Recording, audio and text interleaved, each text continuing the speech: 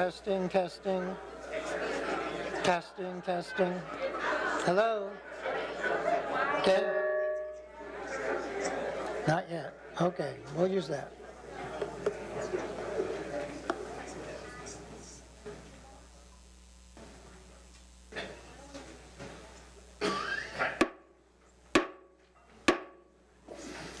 I now call to order the Society's 2,401st meeting in the 148th year since its founding in 1871. Good evening, everyone. Good evening. As most of you seem to know, my name is Larry Milstein. I'm the president of PSW, one of the oldest scientific societies of Washington, D.C., committed to providing a forum to further scientific understanding and inquiry. Welcome to our members and guests to tonight's lecture by Lee Cronin in the John Wesley Powell Auditorium of the Cosmos Club in Washington, D.C., including our members and friends around the world who are watching the live stream of tonight's meeting on PSW's YouTube channel.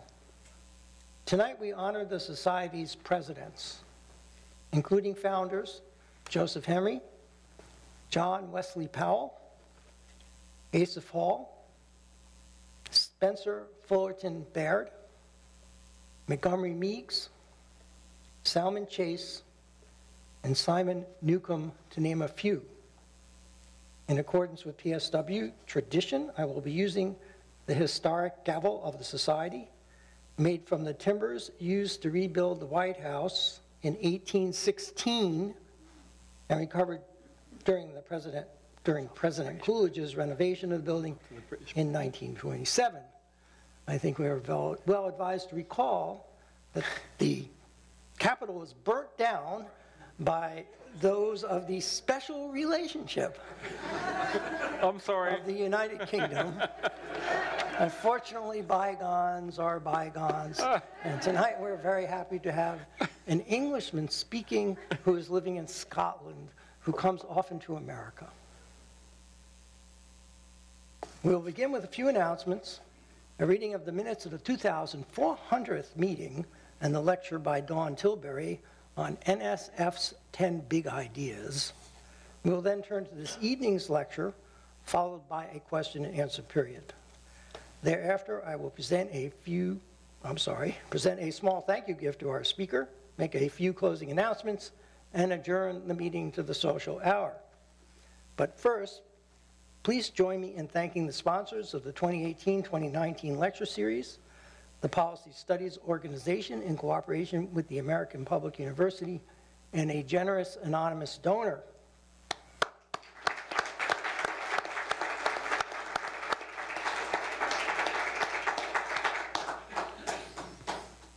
Also, please join me in thanking the sponsor of tonight's lecture, the law firm of Mill & White, Solano and Brannigan, where, in the interests of full disclosure, I have to say I am a director. So I'll thank myself.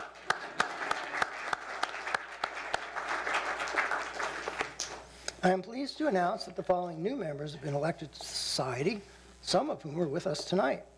First, Maribel Martinez, a new student member inspired to join PSW by a lecture she attended on black holes.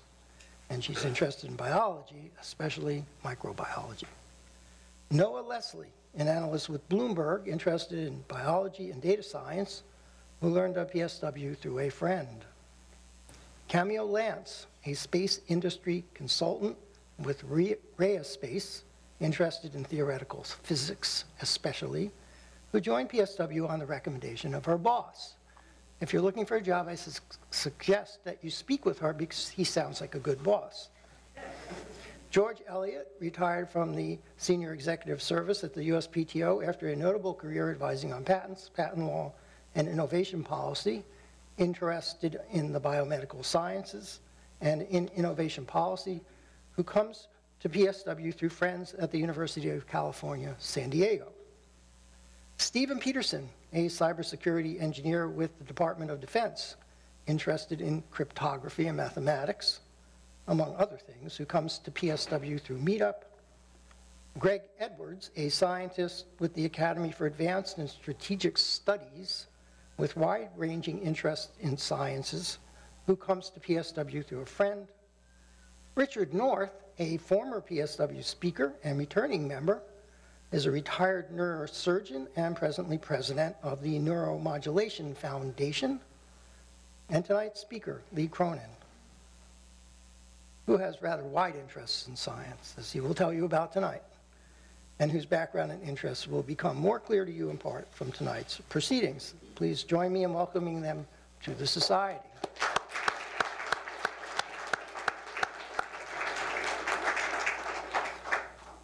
All our new members can receive a signed copy of Volume 1 of the PSW Bulletin, which no doubt they will find endlessly fascinating because it describes why PSW was originally called the Philosophical Society of Washington, who were the original founders, what their purpose was, and the first 50 meetings, what they actually said. So if you are a new member and you haven't got your copy of Volume 1 of the PSW Bulletin, please see me after the lecture and I will give you one. Now, Recording Secretary James Heelan will read the minutes of the 2400th meeting and the lecture by Dawn Tilbury on NSF's 10 Big Ideas that was delivered here at the Cosmos Club on December 7th of last year. James. Thank you, Larry. Good evening, everyone. On December 7th, 2018, President Larry Milstein called the 2400th meeting of the Society to order at 8:04 p.m. here in the John Wesley Powell Auditorium of the Cosmos Club in Washington, D.C. He announced the order of business, that the evening's lecture would be live streamed on the internet, and welcomed new members to the Society. The minutes of the previous meeting were then read and approved. President Milstein then introduced the speaker for the evening, Dawn Tilbury, Assistant Director for the Directorate for Engineering at the National Science Foundation, or NSF. Her lecture was titled, NSF's 10 Big Ideas, Advancing the Frontiers of Science and Engineering.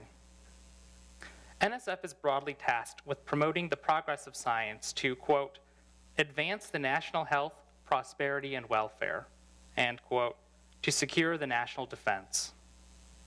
In fiscal year 2017, in pursuit of its mission, NSF spent 93% of its $7.5 billion budget to other organizations to fund research, education, and related activities. In that context, NSF has developed its 10 big ideas for future investments that it believes are ripe for rapid advancements in science and engineering that will have significant societal impacts. Tilbury began by emphasizing NSF's 4 process ideas, which she says are fundamental to the success of the 6 research ideas. The first process idea is growing convergence research at NSF to fund high-risk research requiring collaborations between disciplines. Last year, NSF received more than 100 proposals for convergence research, including those to address food, energy, and water concerns, pandemics and infections, and disaster preparedness and recovery. Second is to establish a method for funding mid-scale research infrastructure in the $7 to $70 million range. NSF has already received more than 200 responses for research ideas and is now soliciting project proposals. Third, solicit the general public for more big ideas via the NSF 2026 Idea Machine. Open from August 2017 through October 2018, the Idea Machine received over 700 submissions. NSF will evaluate and select several dozen submissions based on the potential value to society. Selectees will be invited to make video presentations for public comment. Ultimately, NSF will fund finalists up to $26,000. And fourth, NSF includes to expand participation in science and engineering to all sectors of society. To illustrate the need for such effort, Tilbury described both the systemic obstructions she encountered in her own engineering career and more research conclusions recently released on continued obstacles for members of underrepresented communities in science. Tilbury then briefly addressed each of NSF's 6 research ideas: Windows on the Universe, Multi-Messenger Astrophysics, Navigating the New Arctic, Understanding the Rules of Life, The Quantum Leap, leading the next quantum revolution, harnessing the data revolution, and the world of work is changing. Tilbury concluded by discussing convergence accelerators, components of a strategy to encourage multidisciplinary collaboration that NSF hopes will lead research to progress more quickly than if conducted in isolation. After the question and answer period, President Milstein thanked the speaker, made the usual housekeeping announcements, and invited guests to join the society. At 9:42 p.m., President Milstein adjourned the 2,400th meeting of the society to the social hour. Temperature, 1 degree Celsius. Weather, mostly clear. Attendance in the Powell Auditorium, 100, and viewing through the live stream on the PSW Science YouTube channel, 24. Respectfully submitted, James Heelan, Recording Secretary.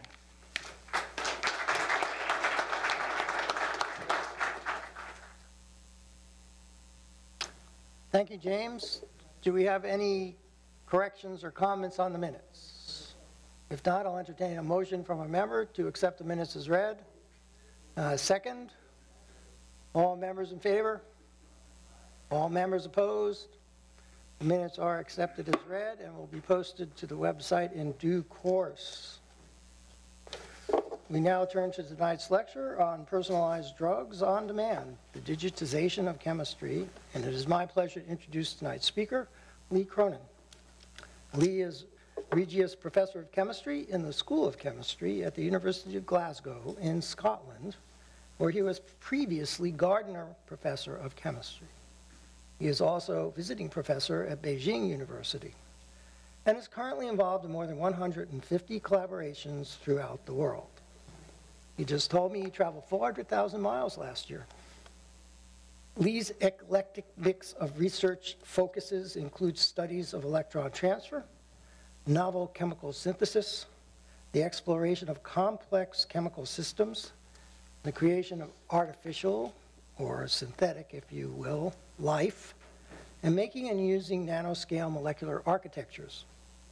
His tools are likewise interdisciplinary, and beyond the apparatus and methods of chemistry, his endeavors develop and employ specialized robotic systems, artificial intelligence, and the generation and analysis of very large data sets. Lee is an author on more than 400 scientific papers, including many cover articles in the primary scientific literature. He is also an author on 2 books, an inventor in 10 patents, probably more now, and the founder of Deep Matter, a company focused on chemical robotics. Lee gets around, speaking widely on his research, as well as maintaining his many collaborations. He's given over 400 invited lectures, at last count, including the Weissman-Perelman Lecture, the Solvay Lecture at the University of Belgium, and PSW's own 81st Joseph Henry Lecture. Among other honors and awards, Lee has received the Royal Society of Chemistry's Interdisciplinary, Tilden, and Hutton Prizes, the Corday Morgan Medal and Prize, and the Royal Society's Wolfson Award. He earned a BS and PhD in chemistry at the University of York. Please hold questions for the question and answer period at the end of the lecture, and join me in welcoming Lee to the podium. I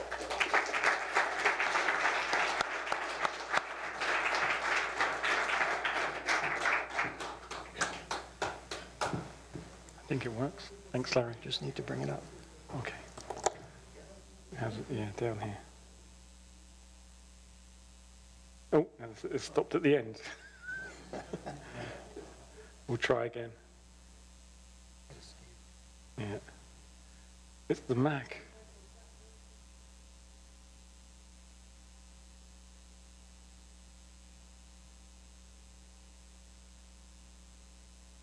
Yeah, that's the beginning. Thank you very much, Larry. All right. Cheers. So, good evening. It's a pleasure to be here. I'll try not to walk around too much and stuff out my... I am a chemist, but I kind of realized, and I was talking to someone earlier this evening, a very young person come here, that trying to explain that although I do chemistry, I'm interested and always wanted to do science. I never really understood what that is. And what I'll tell you a bit about tonight is something that's fairly utilitarian, but actually is leading to really interesting science. The reason behind all the stuff we're going to talk about in terms of this digitization of chemistry and using these robots, as it were, this kind of nice eclectic idea of this machine and this flask doing chemistry, and it's maybe this robot will replace all the chemists in the world and make them entirely redundant, is not the idea. The idea behind all of this really stems back to, and some of you actually saw the Henry lecture that I gave, which was rather naive back then, but really we're continuing to do, which is, can we make a life form that is not based on the biology that we know on Earth? And this is a really big question that allows us to kind of think beyond the chemistry that we know. But what I'm going to do tonight is not really talk to you about that, but talk to you about a spin-off. Because one of the things about doing deep science isn't about just saying, I'm going to think about things really deep and not explain to you what they mean, is realize suddenly you've invented a technology that might actually do something different. And what I want to tell you about tonight is this digitization technology for making chemistry available to all the chemists in the world, to make a chemistry that is similar to, I guess, the way you would view iTunes or Spotify, to make molecules of interest. Obviously, molecules that we need of interest are drug molecules to treat any disease, but really personalized molecules.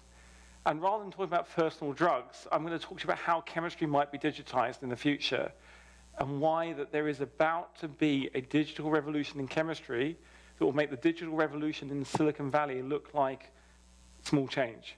Because it will cure people, it will keep us alive for longer, and it will probably stop us from ending the world early because we don't have enough food or clean air. Now, these are pretty grand claims, but all I'm trying to do in my lab is 4 things. And I want to get money from as many different sources as possible to do those things. As a chemist, I want to make inorganic life form. I think that chemistry lacks big questions. There are many cosmologists here tonight, or people who like cosmology or astrophysics or observing the universe. And it's easy, if you're an astrophysicist, to say big things. Poor chemist has to make you, cure you, give you polymers and keep you, in a environmentally clean environment. And I'm happy to do that as a chemist, but I want more. I want to know why we exist at all. Why does life exist? So that's the number 1 project we're doing in the lab. What we're also doing is when we realized that we needed to build machinery to make life, I realized we had to digitize chemistry, and tonight is about that little kind of journey. The third thing that we're doing is, if I can use computers to control chemistry, to make the drugs you need on demand, can I use chemistry to do computation? Now, if you're confused for a second, I want you all to pick your favorite numerical equation and do it in your head. My kids will do easy ones, you might do harder ones, 1 + 1, whatever, it doesn't matter. But do that calculation, just do it for a second. Now marvel at the fact that your brain, full of molecules, has just done that calculation. Isn't that interesting that chemistry can compute? So this is something we're doing to compete with quantum computing, because your brain is far better than the quantum computer. We can discuss that in the social hour, not now. The final thing that I think is really interesting, that as humanity, we want to understand this transition to information. I will say one thing to provoke you, and then I'll get into my boring chemistry, I promise it won't be boring, my chemistry lecture, which is a universe without life is a universe without information. The physicists are all wrong. Information does not exist outside of a conscious entity, because data exists, the universe exists, but I require, if I'm going to encode something, I need to decode it. So information requires encoding and decoding an author and a reader. When you think in that way, and it requires a chemist to think in that way, suddenly you refactor how you see the world, which is kind of interesting. So I'm not trying to provoke you, but I'm definitely right. Information only exists where there is life. And I don't know what that means yet, and that's a new kind of idea that we're playing with at the moment, but I wanted to introduce it here, and I told Larry I'd be politely provocative. So okay, so I'm a chemistry professor and I need to make molecules to make a living, and you know, there are lots of people giving me money and I need to deliver stuff. What I've been trying to figure out is making molecules is quite a difficult task. I don't know here, can anyone here is willing to put up their hand and tell me they remember doing chemistry as a student? Be it Scott, thank you. There's at least, so a few people did chemistry at high school, maybe at university and so on. Do you remember going into the lab and mixing stuff together and making fireworks and things? It's a very visceral experience. It's like being a Michelin star or not a very good chef.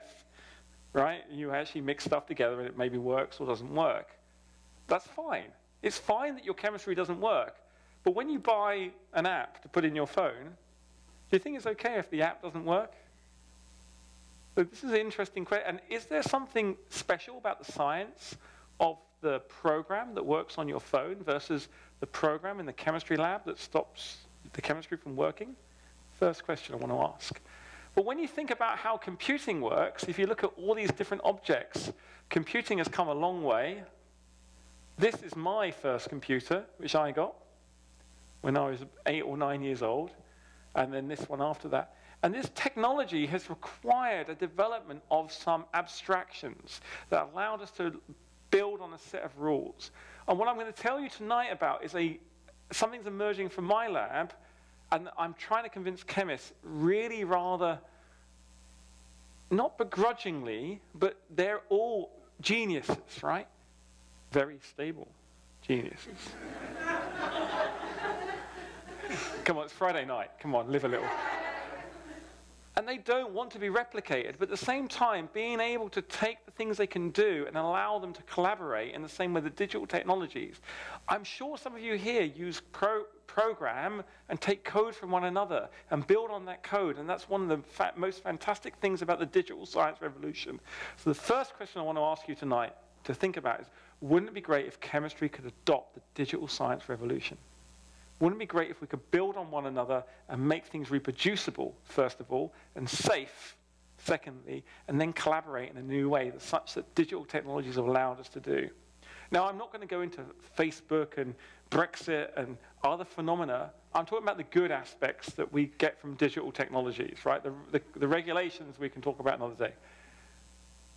To make that happen, we had to go from these type of transistors, these type of processors where the 8008 had 3,500 transistors. When I think I destroyed my mother's washing machine, it was about 10. She had a Motorola 8080, had 4,500 transistors, which was enough for me to build a rudimentary computer. But rapidly, through the years, they increased. And you can see that Moore's law has now got to the point where this is an iPhone, the latest one, because I could buy it, why not? Just to wind up my son. And it has 7 billion transistors. Who would have thought that 50 years ago you'd have 7 billion transistors on a handheld thing? Now, what I'm going to tell you about tonight is about the same thing that's about to happen for chemistry. In that the way that you think that molecules can be made is really hard and chemists are unreproducible. We're at the beginning down here. But we are going to establish a paradigm, or I'm going to tell you tonight uniquely about a paradigm that's going to go from here to here without failing. And what I'm trying to do is to try and challenge the chemists to access more molecules, because more molecules means more disease cure. More molecules means more chances of finding new materials that can room temperature superconduct. More molecules means that we can find more ways of making plastics that biodegrade on demand. You can go on, right? I'm trying to make a chemistry lecture sound really cool. You know, I haven't been into space. I'll tell you about the time I invited an astronaut to give a talk at one of my chemistry lectures. And it's all built upon this idea of universal computation. For the computers you take for granted to work, a number of important things needed to happen. First of all, someone had to describe on an abstraction and think in their head, the same way I asked you to do a calculation in your head, how do I abstract mathematics so it becomes computable? It's not that hard, right? We take it for granted now, but it was quite a transformation. So I would ask you to imagine that it's possible to do the same thing for chemistry, because chemistry is not magic. It's not.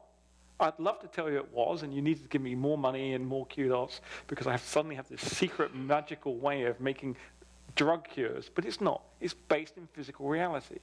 So what is it we need to do to get the abstraction that Turing managed to do? And Turing arguably invented the architecture for the digital computer.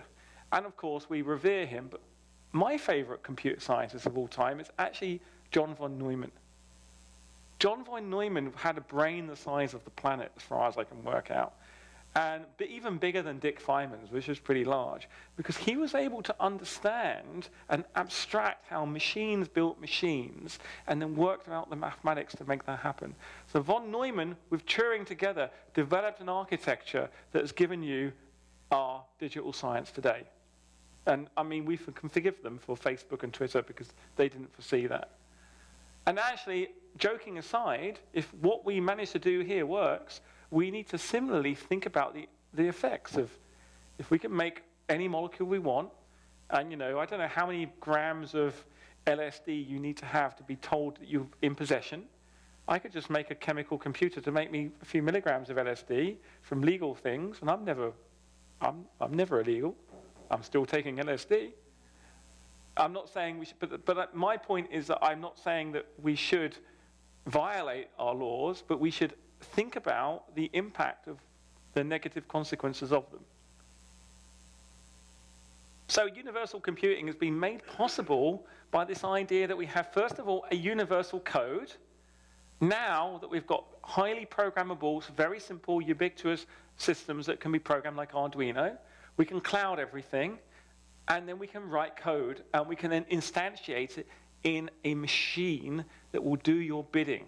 Who here has a 3D printer out of interest?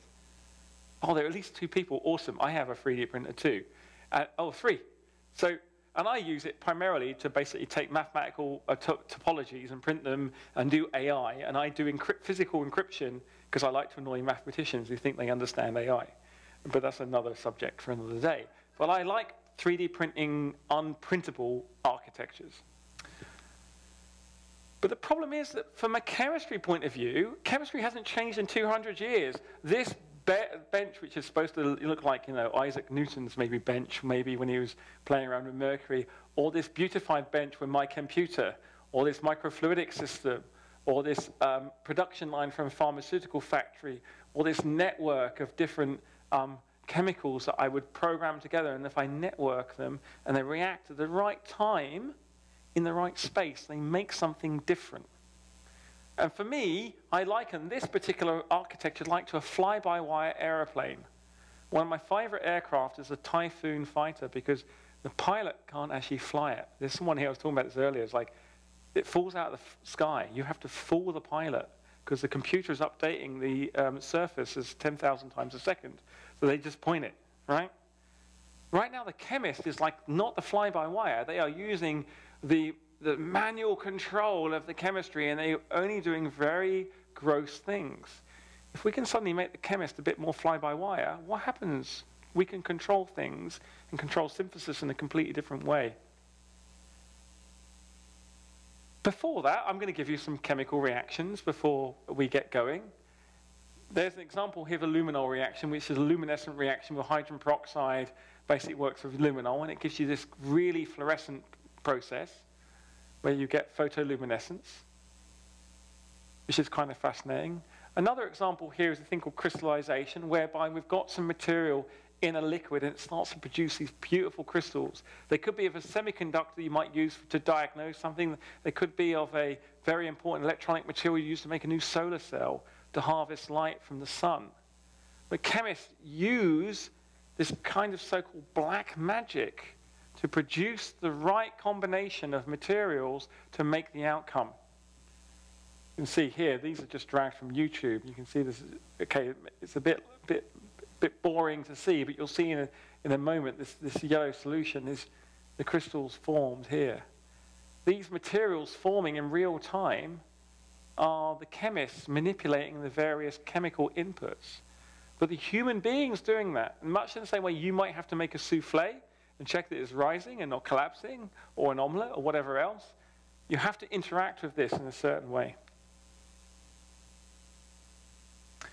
Chemistry is about adding building blocks together. If you want to make that really important drug, you have to add building blocks together like Lego, using your chemistry kit, and in the end, you'll make a molecule that maybe you can use to treat all sorts of drugs. This here is Taxol. This is the most kind of important, or one of the most important anti-cancer drugs on the planet, but it's very difficult to make. In fact, it takes many, many thousands of hours to even make a milligram. However, if you had enough of this, you could probably cure any cancer that used vascularization. So because it starves the oxygen flow. But this molecule's in such demand, there's no way we can make it. It's actually a natural product, gathered from a certain tree, and you'd have to, there's no way there's enough exists on planet Earth. So if we could make kilograms of this, we could cure a lot of cancer. But this molecule's really big. It's 70 steps. If you think about what 70 steps looks like for a chemist, it's like this. So bear with me. I know it's Friday night, it's tiring, and I'm giving you a chemistry lecture, and you all seem very engaged, so I'm happy. You do a reaction, or you do something, and you put in 100 grams, but you get out 50 grams. That's a 50% yield. Now you then take that 50 grams, you do it again, and you get out 25 grams. You can see, you put in the 25 grams, you get out 12.5 grams. You keep going. 70 steps, you can have nothing. 0. This is outrageous. Think about when the first transistor was built, or the first digital transistor was built, if you like, solid-state transistor by Bell Labs in 1953. I said there's about 10 billion transistors in here. In 1953, the Bell Labs transistor was about this big. If I strung those together to make anywhere near approaching a mobile phone, I would use the entire electricity output of the entire world for one device. So what I'm about to tell you is about a technology that's so powerful, I'll be able to synthesize your memories. You know what I mean? Well, you have memories in your head. Where do those memories come from? Do you think they're magic or they're molecules? They're molecules. But don't you think I could synthesize you new molecules, new memories?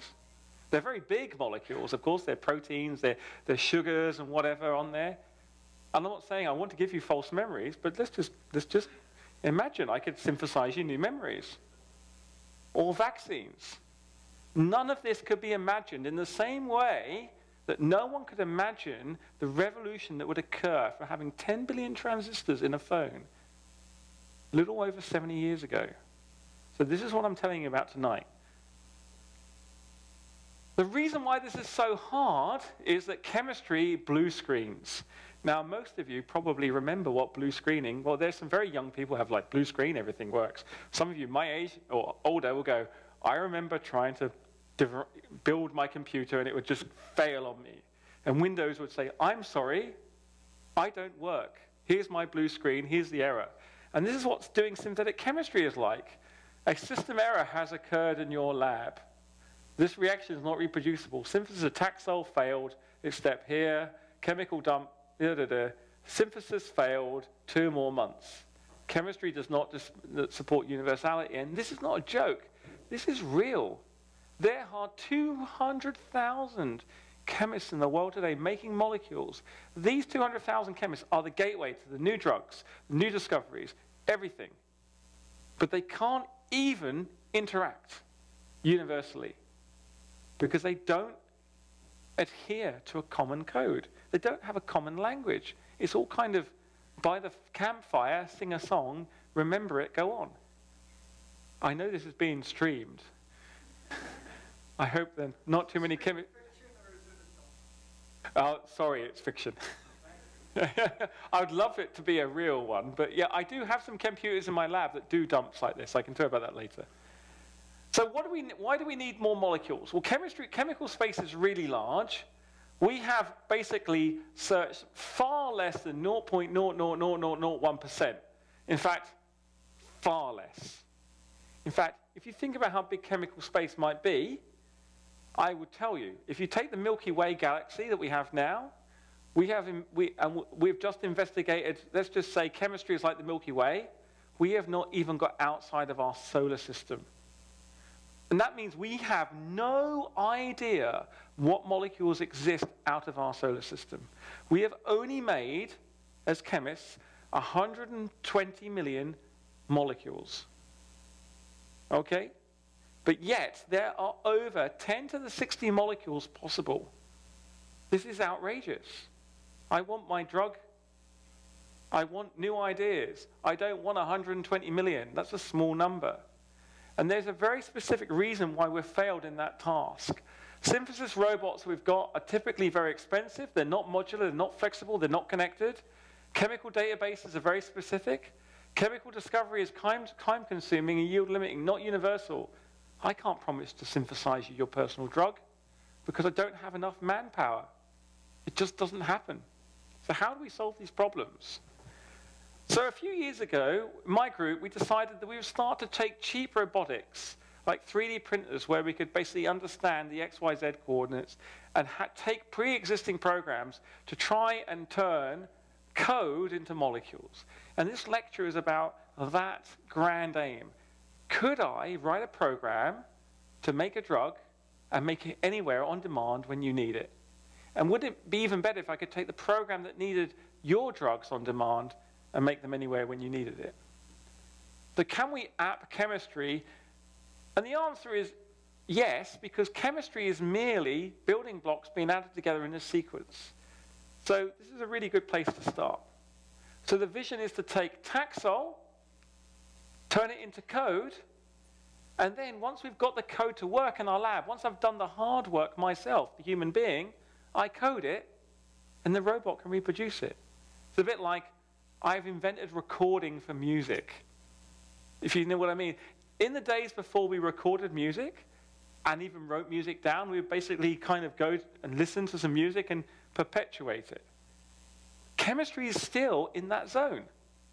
But we are needing to invent the microphone for chemistry and the tape recorder and tape player.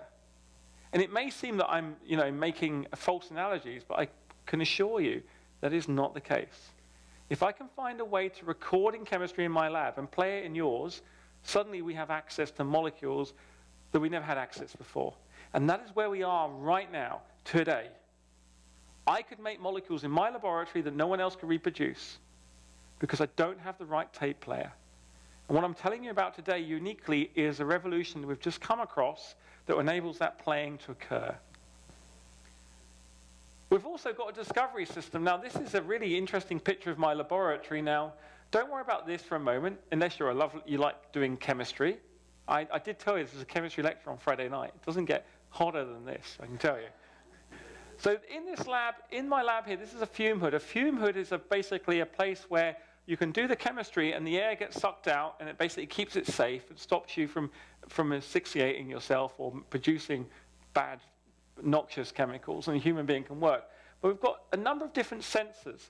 I don't know if anyone here has used a drone or a remote control vehicle of some description. This is really the same thing as you'd use in a drone. There is an altitude detection system, a GPS detection system, heat detection system. That's all these are.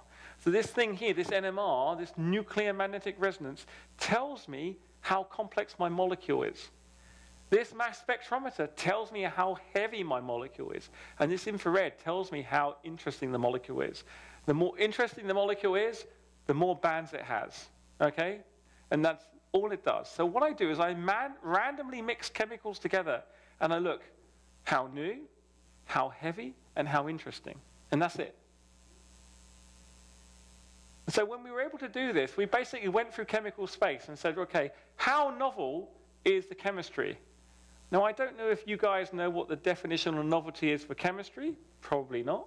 Or definition of novelty if you're going to an art exhibit and you're looking at some modern art. What is novelty?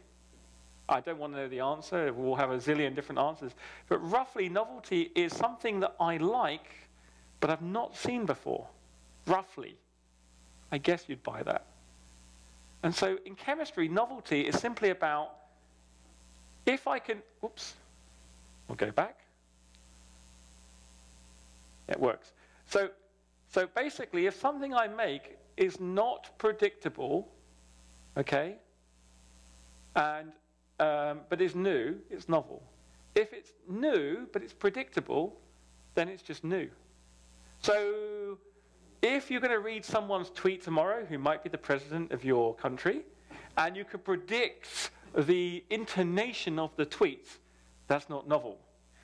If he or she, let's say, if you went and said, I am completely wrong, I'm so sorry this happened, I am now going to make amends, that would be novel, because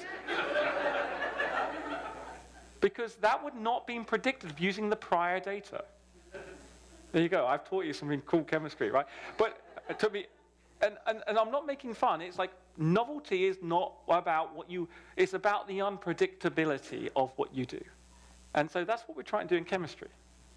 And so this video here is to talk to you about novelty, but you can ignore it and imagine who has been to York in the UK? Anyone? Okay, only one person. Two? Or Edinburgh, come on. A few more, okay, all right. I'm in Edinburgh, and I need to drink. What do I do with my novelty algorithm? I do the following. This is a very interesting thing of finding new bars in Edinburgh. Is I would give myself a random orientation, so I rotate, I'll stop, and I'll say I've got 500 steps, and I walk 500 steps. I promise I won't go too far in that direction, because Larry, the video. Walk 500 steps, and I say, okay, I then stop, and I randomize, and I look and say, can I see a bar? If I can't see a bar, I just do 500 steps again. If I can see a bar, I say, great, I'm going to now reduce the number of steps I can move from 500 to 250. I half it. I still randomize, and I get my algorithm, I go search. I stop. I look. Can I see a bar?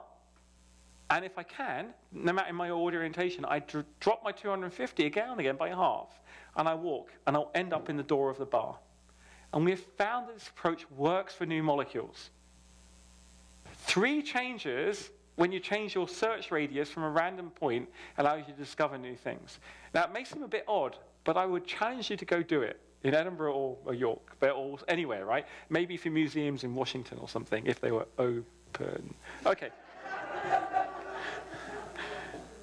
So what we're trying to do in the lab is search for new processes for chemical space, that we're not worried about what the molecules look like. We want to know what they do, the observations in process space. Do they cure cancer? Do they superconduct? Are they blue?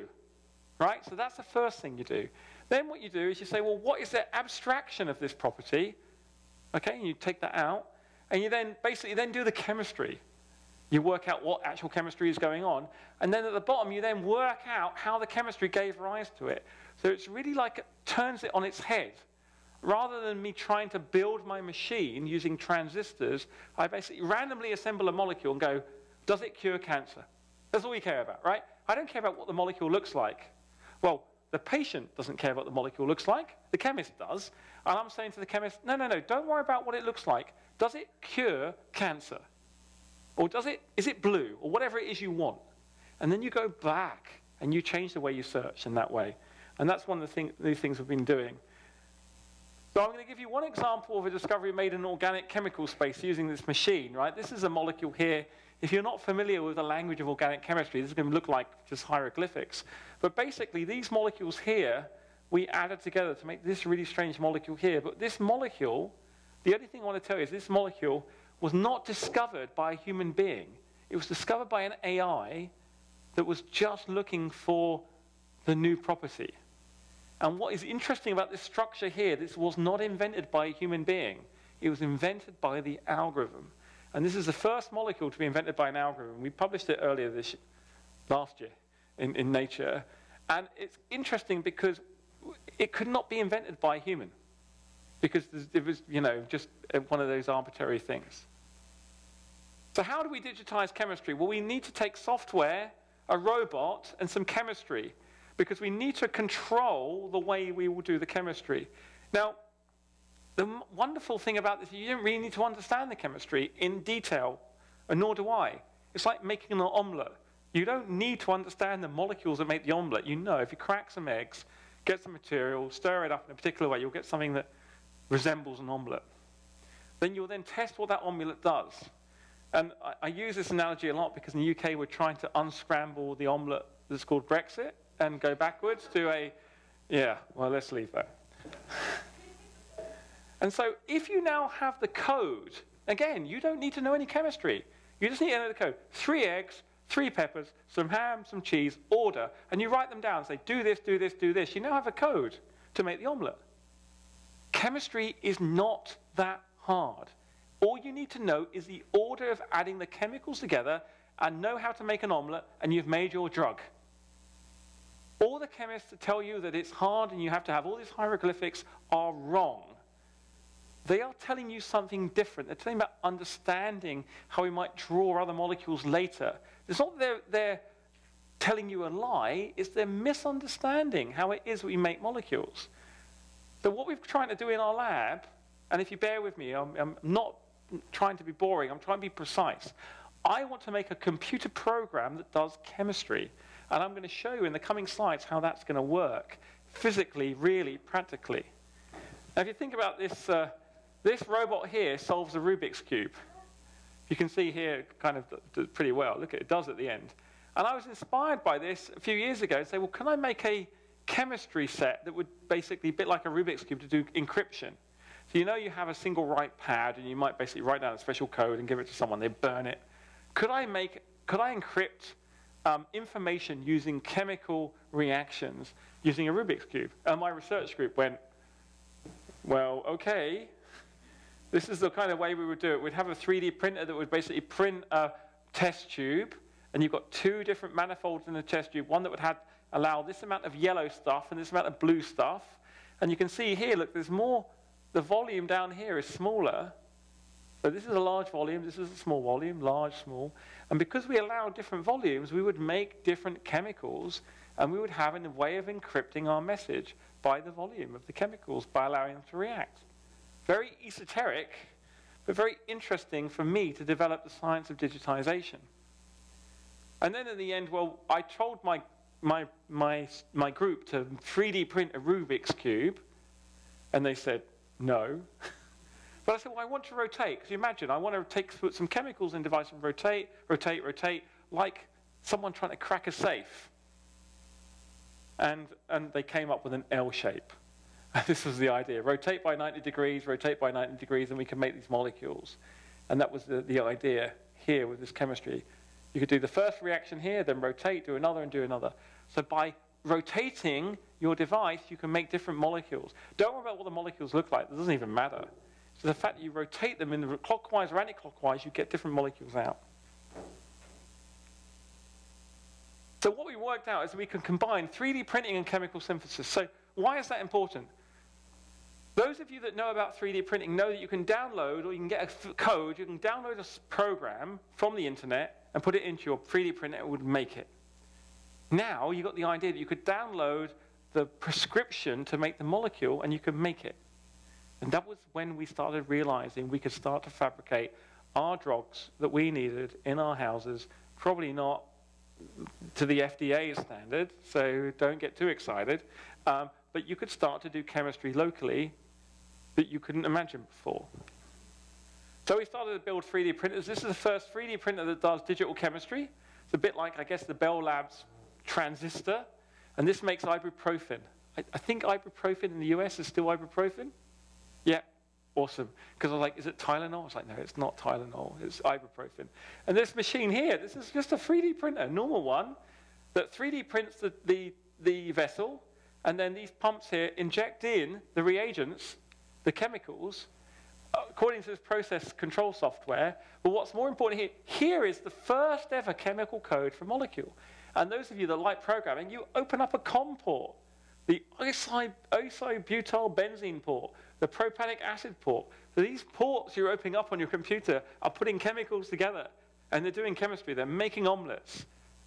It's great for the non-chemist, because you can make your molecules on demand. For the chemist, we're feeling like we're out of a job. A bit like, the Uber drivers looking at the Waymos. Is it Waymo? In Arizona, but they keep killing people, so don't worry about that. Yeah, exactly.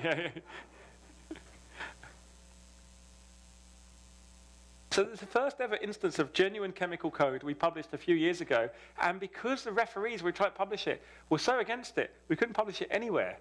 We had to put it in an open access journal that everyone said, oh, it's got such a low impact. I was like, well, Okay, I mean, like, I don't really care about impact in a vanity sense. I need people to read it. And a lot of people read this journal. And so we managed to get it out there, and people would start challenging how they thought about chemistry and cooking. It's like, if you could reproduce the way to make a souffle or an omelette, could you reproduce the way to make an anti-cancer drug? There's only like 1 milligram on the planet, and if you don't have it, you're going to die. I mean, this is pretty serious, right? So then we said, okay, we should think of it about like an espresso machine, or you have, I don't know if it's spelled correctly. So this is one of the things we're developing right now, and DARPA have given me a significant amount of money to develop pods to make chemicals. And the idea would be you have your machine, you put in the pod, you say what I want, and out comes a chemical on demand when you need it. Can we make that work? The answer is yes. And I'm going to spend 10 minutes telling you how it works, and the next 10 minutes extending that to all of chemistry. So the idea is like you view your chemistry like the omelette, the A, B, C, and D. You have them in there, you put them in the right way, and you purify them. And you can just put your little tab or your little capsule into your Nespresso machine. No George Clooney, I'm afraid, but, you know, maybe me. Getting there. and I still have my hair, come on. And you press the button and out comes the chemical. That's the idea. And so the reason why this is important is that if you kind of understand how single devices work, this here is a machine that produces a music. According to these divots here, it's a music box. It only plays one tune. But every time you wind that, it plays the same tune. So I wanted to make a chemical drug fabricator that every time you put in the reagents, you wound the thing mechanically, you'd get the same drug out, irrespective of technology. And this is what we invented a few years ago to basically have zero capex, delocalize logistics, go for unstable molecules, and can be cheaper with off-the-shelf synthesis. Think about it right now. A lot of the drugs that you take, if you're taking drugs and you need them, are linked to one particular manufacturing facility with a particular patent. When that patent expires, the drug company moves you on to the more expensive one. You may not necessarily need that. How do we retain that information so it has zero cost to reinstate? This is what this does. So the idea is to do this for chemistry, that we can basically turn the handle and reproduce any drug that you need that's ever been validated by the FDA on demand forever. The upside is that you can basically then give drugs to the lowest billion in the world who have no access to materials. And then the upside is you can customize drugs for the billion that want to afford to kind of play around with their individual needs. I'm not talking to you about the morality of access and cost. I'm saying, can we just get drugs to everyone that needs them? I think it's really a humanitarian scandal that 2/3 of the world's population do not have access to the medicine they need.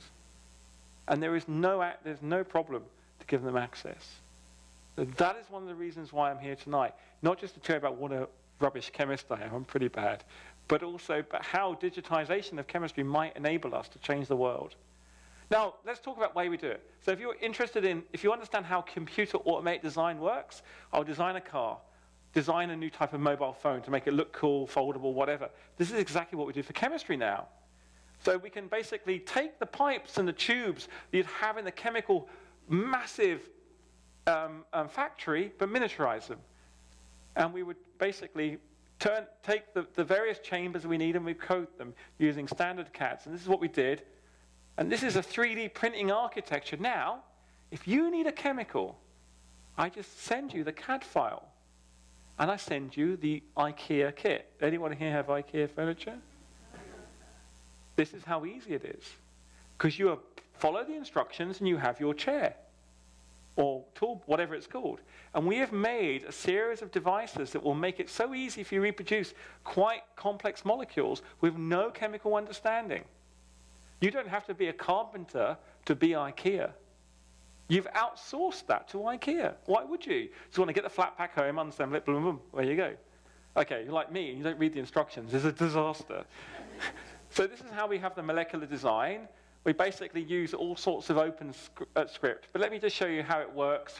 You have a kind of like a CAD for chemistry, a kind of brain which would be rule-based, where you set up the protocols, and then the process kind of allows you to do the chemistry. But let me show you it easier. So this is a video of one of my students basically making some reactionware using this simple device without knowing any chemistry. Now, if you look, they're choosing a device, a cylinder. Well, hey, a cylinder. And then they're basically going to take their chemistry knowledge and they're going to import it into the drawing. So they no longer have to know how to draw the motor car. You know, when the CAD designers are sleekly making their Lamborghini or whatever it is, I don't know what the equivalent in Corvette or something, I don't know. But anyway, I'm not American. Very cool. And you can then define all the different parameters from the chemistry. And what it does is it makes a 3D printed Nespresso capsule to make the molecule you want. And I think that's kind of cool. This video is 6 minutes, so I'm not going to maybe stand here the whole time, but you can get an idea from how easy it is, the chemist interacting with it and just saying, okay, how many connections do I need between the devices, right? Where does the filter need to be? And you can see the X-ray file here showing chemistry occurs in here and here. But before today, you thought chemistry was in a beaker, in a test tube, connected, limited, but it doesn't have to be. The physical chemistry can occur in an environment that you can digitally define. Similar to if you're an architect and you want to build a building that has a particular type of configuration, or you're an electrical engineer and you want to define a type of circuitry to process a signal in a certain way. And you can see here this architecture being built. And I'll show you that in a second. So, I'm in the UK, we're very poor, Glasgow compared to MIT, very poor. So MIT was funded by DARPA before I got funded by them. Millions and millions. Oh, I hope they're not watching. But they're pretty good, and they're doing all right, he says. And we're going to talk about this molecule called baclofen. That is really a nice, interesting molecule. This is a molecule here. Now, again, if you're not a chemist, don't worry about the structure. Worry about the numbers here. And there are 10 things you have to do. 10 engineering steps, 10 things you need to get right to make baclofen. 4 chemical steps, 10 things. And what we decided we were going to try and do is convert those 10 steps into a 3D printed code by doing all this kind of, let's take the chemistry, A to B to C to D, all the different process, evaporate, cool, separate, lots of boring stuff, right? Turn it then into the module design, go from the concept of making the molecule to the digital layer to the physical layer. What does it look like? This is the MIT solution. Cost them, I don't know, $3 million. Took them 3 years. Our solution is here, cost $3. Yeah, but theirs is a bit better in terms of the amount it can make. Ours can only make 70 milligrams, so I don't want to be, but thank you, I'll pay you later. But you can see that the problem is I have all these electronic components that, you need to do this thing, all these dependencies, but $3. And just the tubing on here that you have to just apply the human being does it. There's no electronics, just IKEA. Please inject chemical, wait for 2 minutes. If you do it the wrong way around, it will explode, right, and catch fire and all that. But like your IKEA chair doesn't work unless you obey the instructions. So I'm going to show you a quick video about how this actually works, right? This is one of the highlights of the evening because you'll actually get to see if the video works. First of all, the conceptual layer. This is now the monolith that we design, and we're going to unravel it so you can see it. And here's the chemistry going in. The actual chemical going in. What happens to the chemistry? We add in these things, add in the solvents. They get moved from chamber to chamber, and the transformation gets built up in a Lego fashion. And then in the end, as you keep doing it, you then make the molecule that you need, the baclofen, the anti-seizure med, in a nice, pure crystalline form at the end. How does it work? This is the 3D printer printing it. This is the person putting in the filters. We finish the printing at the 3D printer. Then this is the device. We kind of tap it, a bit of kind of mechanical engineering, if you like. Yeah, get rid of the dirt. Then we then do the chemistry. But the chemistry is now restricted. You can't do what you want. It's a bit like if you're using a programming language, you've got to do what you've told. You can't go off-piste. This is not a black run, right? We need to make a drug, not a poison. This is highly sped up, but you get the point. This is on the hot plate stirrer. They're adding all the reagents. It's all sealed. It can be, we're doing it in a fume hood to be safe, but it can be done outside of the fume hood because it's all completely safe. They're just injecting the reagents in. You can almost imagine ordering it from Amazon, right? Getting the reagents. I'm serious. That's what we want to do in the end. Think about it if it's a radioactive trace that you need, or a mission-critical kind of material that's decomposing. Or it's when we've Brexited in the UK, we need insulin and stuff, right? I mean, and so they have to call it down here. But you can see, we can go on. I'm going to take it right to the end. So at the end, just to show it really works, because when we published this in Science, I thought everyone would go crazy at this, and we just made it up. So we made a video and then showed exactly how it would all work at the end, and we're now drying the product.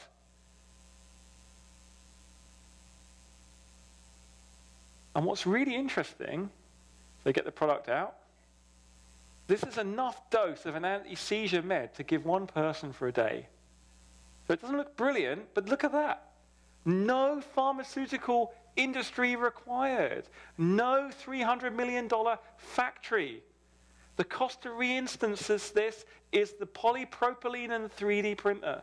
Now imagine we do this with every pharmaceutical that exists, and the FDA don't go crazy and sue my ass or whatever, and we can get buy-in. We can suddenly make redundant drugs or orphan drugs and bring them back into print. It's a bit like this concept of out-of-print books we used to have before e-readers. And you'd only do a finite print run. That's how the pharmaceutical industry works right now. We are fascinated by this. Now, this is one example of doing it. How do we go further? So this is like the printing press. It's a very poor picture of a printing press, actually, to e-books, and how we go from here to here. So now, in principle, we can take any pharmaceutical that exists and make the barrier to recreating that basically zero capex. And I think that's a very important place to start for humanity, particularly for humanity in the world where we don't have access to drugs. And we think it's okay that children in sub-Saharan Africa are dying because they don't have access to the pharmaceuticals they need, or if you're in somewhere where the logistics are really bad and Amazon hasn't got drones flying there yet, that you can't actually get the chemicals there in time. Or, when I first sold this, was actually to the, I gave a TED talk a number of years ago, and the director who's actually a Navy guy as well, Jim Shradoveris, I can't say his name properly, it was the Supreme Commander of NATO, came up to me and said, I want one of those on the battlefield. And I was like, what? And what he was kind of saying is like, look, if you can make any chemical on demand, basically I can have our WMD solutions on demand. I was like, okay, that's kind of cool. Well, the FDA won't be happy, but I suppose if the soldier is alive to sue you for not using an FDA-appropriated drug, okay, cool. You can deal with that. But the concept was quick response to disaster. So this could be influenza, it could be a virus, it could be a terrorist outbreak, it could be anything. But the idea you could then send the code via satellite somewhere, and they would then make the molecule on demand as a function of your demand is kind of interesting. So let's move on a bit from there. So how do we go from alchemy to what I'm going to call now Chemputing? We need to take it a step further. I've talked about 3D printing and doing stuff out of the lab. How do we make everything in the lab universal? How can we make every chemist like a computer programmer writing code that they can put on GitHub, okay, that any other program in the world can use? One of the problems we have is that the cost of drug discovery is going up and up and up, and the rate of decline over 10-year periods is going down. And this is not because chemistry is dying, it's because the molecules we are making are boring. Why are the molecules we are making boring? Well, it's about the ability I have to run 100 meters in 10 seconds. I don't have the ability to run 100 meters in 10 seconds. It's about how much effort I have to put in to get to an interesting molecule. And this is the problem. The chemists are really good at making molecules, but they lose yield. So we need to find a way to supercharge the chemists. We are not replacing them. We're just enabling them to make more complex molecules. I predicted we will be able to synthesize memories. Well, okay, that's probably an outrageous idea, but wouldn't it be great if we could just synthesize antibodies? Because they are molecules. We don't have to produce them in cell-based systems anymore. Molecules are molecules. So the idea is we have to understand that chemistry is 200 years old. Combi-chem and robotics has failed in the pharmaceutical industry. But now we have this universal digital vision. We have invented binary code for chemistry, and we're going to make a chemical internet. And this allows us to take many more steps than we could take before. Whereas the average molecule would stop here, we can just add on more bits because there's no human cost.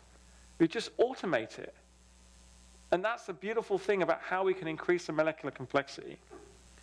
So the route to universal chemistry requires that we exploit 200 years of chemistry, the 200,000 bench chemists on Earth today, and we need to make it modular, safe, and reproducible. And how do we do this?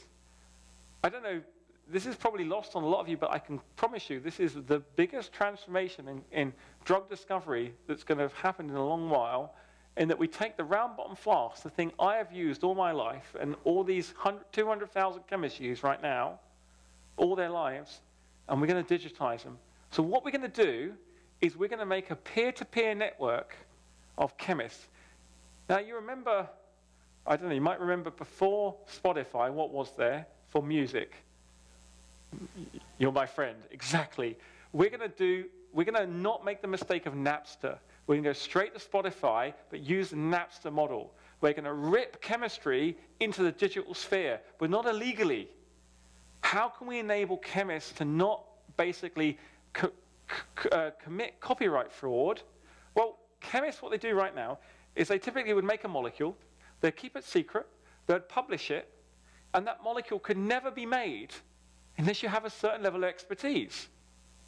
I mean, how rubbish is that? Just imagine you bought my molecule, say, right, Lee, I'm going to buy your synthesis of your new drug molecule. I say, there you go, here's my paper, thank you very much, $300,000. You go, okay. And you can't make it. You'd ask for your money back. But chemistry doesn't care right now. This is how it works. Whereas if you were to buy an MP3 or to buy a copy of a piece of art, it would display on your screen faithfully. It wouldn't pixelate it and say, oh yeah, no, sorry, I'm not going to give you the real picture. That's not allowed. So this is one of the things we have to counter. Now, I ignore all of this stuff over here for the moment. As a chemist, I realized that there are only 4 things you need to do when you're making a molecule. You have to do a reaction. You then have to work it up, do some stuff to it, isolate it and purify it, and keep going around in loops. Now, if you can do that, you can then turn that into processes that you can then code. So these columns, don't worry about, because I'll show you how it's going to work. So we realized that we could make a programmable modular computer with this programming language we built, where we could go from the magic code that no one understands to machine code that you would like binary. And so that's what we tried about making. So first of all, we had to design hardware to do it. And here's the modular system we made in my lab last year. Finally finalized it.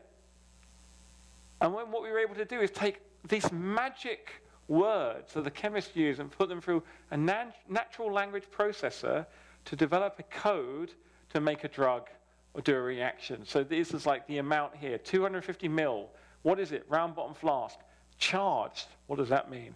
Magnesium grit. And then basically take all these words and turn them into a code universally.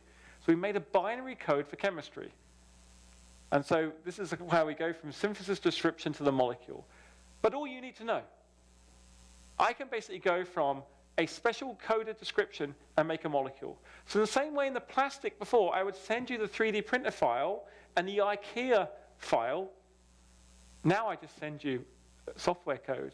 And because you have it in your lab, you just plug the software into your lab and press the go button and come back 2 days later and you have your molecule. You haven't had to do anything. It's all automatic. So the idea is that we then turn it, we make it cost less than $10,000, implements all of chemistry, all 200 years. We have a concept of what's called a computer shift register for moving chemicals around. We use graphed locations for on-the-fly routing.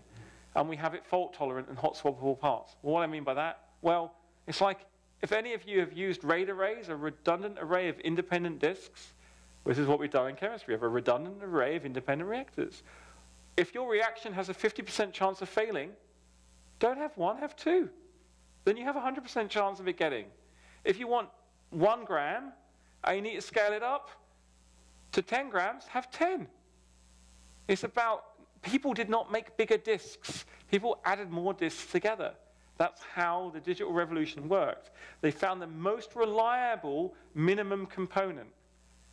Here's our Chemputer. So this is the chemist. So this is the automatic chemist we've all been waiting for. So this is, first of all, it's doing its cleaning. So it first of all clean itself with solvents, all automatically. And then the first thing that would happen is that it would do a reaction. So down here, adding chemicals together and a reaction would occur. This is a cool bit. You'd see lots of color change and stuff. Then the really annoying bit after the reaction is you have to separate it and do all sorts of magic to get the molecule out you want. So you have to do a separation. This is the thing that chemists spend 90% of their time doing, day in, day out. It's very dangerous, it's very time consuming, and it can be very failure prone. And now it's fully automated to extract out the molecule you want. You can see the color changing from here to here, and the yellow stuff going down here, that's the molecule, the yellow stuff. Then the robot automatically would remove the liquid to make the material come out, to produce the molecule. There you go, there's the solid. And then the final purification process would occur by adding another liquid. And if you look at this, is there a human being touching it? It's completely automated. Does this mean the chemist feels upset because they have no role? Would you want your children who are, or you guys doing chemistry, to be in a lab just being liquid monkeys? No, you want to be dreaming about new molecules. In the same way you don't want the computer scientist. When I had my ZX81, I had to type in all my programs by code because I didn't have a way of recording them. I'm happy to do it once. I'm not happy to do it twice. I'm not happy to do it 10 times. So what we've made a way is to take all of chemistry and make it reproducible after it's been done once. This is now the production of the molecule at the end after the filtration. And if you look carefully enough, you'll see the thing being presented at the end here. Right down here, and there you go, there's your solid. This drug is actually Viagra. It's because it's a hard problem. I needed to publish it in Science, right? Even I'm not immune to a little bit of sales. So what we've got here is these 3 molecules. They're coming out in Science, I think, next week, right? And sleep, sex, and seizures, right? All I put here is nitol. You probably read nitol. The human can make it in 20 grams, 68% yield. The machine made it 10% less, but not bad. But the machine time benefit was 24 times. That means the machine dropped the amount of time you had to use interacting with it by 24 times. Take Viagra, 18 times, and it made 8 grams. I mean, that's a good payload, right? Yeah, I have to stop. This is anesthesia, rufinamide, and again, so it's all on a gram scale. It's not microdose. These are real drugs. The Chemputer, I could give code to make. So anyone builds that Chemputer in the lab according to my specification, a bit like if I have a mobile phone with the right coding, I just give them the code, they input the chemicals, no chemist required, golden mouse click, 3 days later, these 3 drugs. What we're showing here is, in principle, you can take any chemical that exists, that humanity has invented, and do this to it. So there is no limitation for known molecules. And I think that's really interesting. And also introduced a number of lines of code. Nitol required 506 lines of code, rufinamide 101, Viagra 432, number of operations, amount of time. There's another video here that just shows you it working, and I like using these videos because it just gives you, you've seen a bit of it, but this is actually now the real reactions occurring in order for making the chemistry. And I won't show it all to you because it's a bit boring. Exciting for me that it still works, right? But if you think about this, all of this here, all these operations would be normally done by hand, by a chemist, but they are now actually effectively outsourced to the robot. The chemist now spends their time designing more molecules. And I think the thing is, I've got a lot of resistance to this. The chemists think I'm trying to replace them. But actually, there's so many new molecules to discover, so many diseases to cure, so many new things to make. This is actually going to lead to more chemists being in chemistry, not less, because they can get to more interesting molecules. This doesn't replace the chemist. It's just a test tube. A referee said to me, who's going to get the Nobel Prize? Because the robot does it all. Like, I'm hoping that the person who invented the robot might get the Nobel Prize. I was like saying to the person who made the test tube. But it's hard, right? Because there is a lot of resistance in some of the way it works. But I think you've got the general idea of how this goes. But for me, it's just fascinating to watch. And as I said to you, the reason why we dreamt up this machinery was not to make drugs. I'm using this machinery to crack the origin of life, to do random chemistry.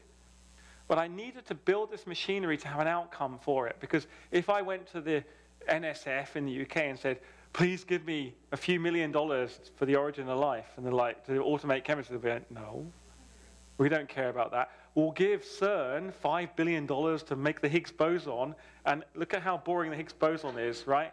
It's like, I know the Higgs boson exists. Look, watch again. I can't, I'll drop it, right? Gravity exists, okay? But chemists don't get to do that. Hey, well, you physicists know what I'm talking about, right? But the chemists have to really sing for their supper. And so anyway, we'll carry on. And I think the important thing about the outcomes of all of this, I guess, is that in the end, the medicine that we make, the drugs that we need, aren't going to be turned into code. And they're going to be turned into code that are bespoke for us. Because suddenly there's going to be some feedback from the genomic information that we have and the tissue-based information we have. Right now, we're inventing... So, okay, I don't agree with the Donald on many things, okay? But the NIH tells me that the opiate crisis is a crisis, and it would be interesting to solve the problem of addiction, right? So let's just imagine we could make enough opiate candidates, and I'm not going to color the machine blue and put a hat on it and call it Heisenberg, although it's tempting, you know, crystal meth and all that stuff. You know, I did have a crystal meth robot. It was actually a crystal, not meth, but it was crystal and some other compound. And my group were like, we can't do this. We're just going to go to jail, even though it's making legal stuff. But suddenly, if we can start to generate a larger chemical space of interesting molecules that we can use to treat conventional disease, and they don't have the side effects such as addiction or just causing other adverse reactions, then surely that's something that we should be targeting. The limitation right now is not society's requirements. It's the chemists being able to make enough candidates. So the robotics that we are building will allow us to test enough of those. And we have to find out new ways of exploring the new chemicals in tissue-based models. The other problem we have right now is we have too many barriers from going from the molecule to the clinic because we have arbitrary barriers. We have now ways of predicting how molecules are going to behave. So we need to 3D print tissues because we can with stem cells. We can then make random molecules, if you like, and show them how they behave in the tissue. We can then do an optical readout, and we can do machine learning to basically guess the right representation of the molecule we need to make. So there's a really interesting set of things that are coming together that will enable us not only to make new molecules, but to treat what we call disease states, and also challenge the current paradigm. You need a checkpoint here, a checkpoint here, a checkpoint here. What I would like to know, if I ever, or when I get ill, when we all get ill, is what does the disease state look like? And what is the molecule I need to treat it? Or reverse the problem? And I think the chemistry has done a lot of that. There are lots of molecules you can get to treat disease, from malaria on, but the time for discovery is too slow. What I've shown you here is a way of speeding that up and potentially personalizing it. So imagine every one of you had a robot with your name written on it. It's not so big, right? If I go back to the previous you have a look at the size, it's not such a big robot, right? It's the size of a fume hood. It's this big. And the problem is that we need to now convince the FDA and the regulatory environment that actually we need to find a way of developing the Lego blocks to make a molecule for you and for you and for you and for you and for you that is only regulated for you. And I don't know how to do that yet. But if we can find unmet clinical needs that we can address using this technology, then I think it will start to convince us that we can develop the code. Because now, the way we design microprocessors, we use virtual simulators because we know so much about electrical engineering. I can build any processor and know how it works by daisy chaining the transistors together. I won't bore you with the details. I just know how it's going to work. I know how to behave. Within 50 years of now, we'll know how that chemistry will behave. And the regulatory problem will be shifted in such a way that we know what molecules you can tolerate.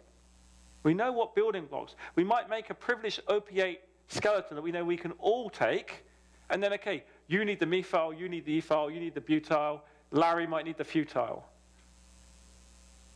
Sorry, that's my joke for the evening. So I'm going to start to finish here, I think.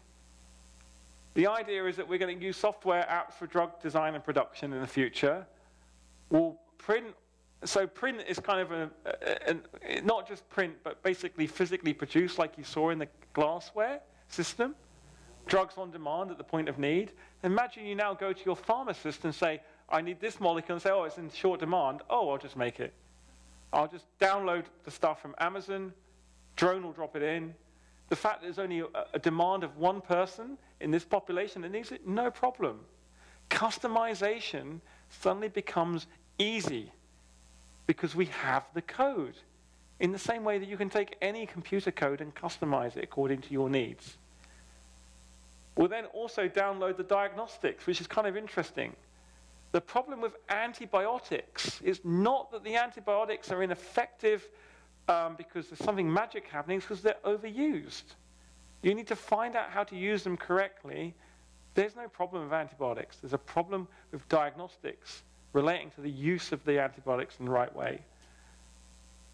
The other thing that we're facing is that we really need to basically produce them on the fly in response to a terrorist or other disease outbreak or other unforeseen disaster. It's much quicker to send communication than material. And the only way that Elon Musk is getting to Mars is if he takes my computer. Well, they still won't talk to me, which is a bit of a cheek. But now, what do I mean? Well, look, if I go to Mars and I get toothache, or I need to have if I've got appendicitis, how do I take all the possible analgesics? I don't. But what I do take is I take the minimum amount of chemicals I need to make as many of those analgesics. When I have the problem, I dial back to Earth or wherever, and I have the code, and I make the molecules on demand, if we're going to Mars. I doubt we're going to Mars, but if you want to go to Mars, that's fine.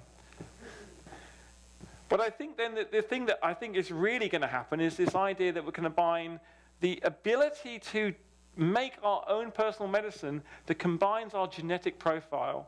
How many people here, just out of interest, just out of curiosity, have had their genes sequenced? Fully or 23andMe? Yeah, I'm 23andMe. I mean, my father's also on 23andMe. It was hilarious. I got an email saying, your father is on 23. It's like, yeah, okay, I know. I gave him the kit, but thanks. I don't know. I think we both had the data protection turned off and it was fine, but it was a bit weird. And so, but you have this wealth of genetic information out there. I know I'm a fast caffeine metabolizer. I know what my alcohol flush response is like. I know all these things. Can we use them to tailor the drugs we're going to make? So I think this is where the future is. We're going to basically get to the point where we can just download a drug and press print, or go to your pharmacist and say, please make it for me. This is what's wrong with me. And this was years ago, and I think I was talking to Larry about this earlier. It's one of my interesting qualities is that I tell people what I'm going to do. It sounds completely outrageous. This goes back to, I think, 2000 and, I don't know, quite a long time ago. And we actually done it. What we predicted we would do, we're actually going to do. The only barrier to implementing this is cultural and regulatory. And also, we need to make sure that we actually solve some problems rather than creating more problems. Because if by talking about opiate addiction, all we do is get a load of people buying 3D printers and creating drugs for themselves, so everyone's like has a personal crack den in there, that's not the desired outcome, right? So there is a discussion that we need to have. I'm the scientist making this happen, but do you want it to happen? And what are you willing to sacrifice to make it happen? And is addiction in the first world versus curing 1 billion people in the third world worth it? That's not for me to answer. That's for me to kind of make it possible and to be open and transparent enough about the problems so you and humanity as a whole can start to kind of think about the tension between, need and this the epidemic that's in the US and the number of children that die in India because we don't give them medicine. And of course, I'm from Star Trek generation. I don't believe in countries. I want there to be no Brexit. I want there to be no wall. I want there just to be a Star Trekian society where we can make everything that we want on demand and make a molecular materials fabricator. Thank you very much.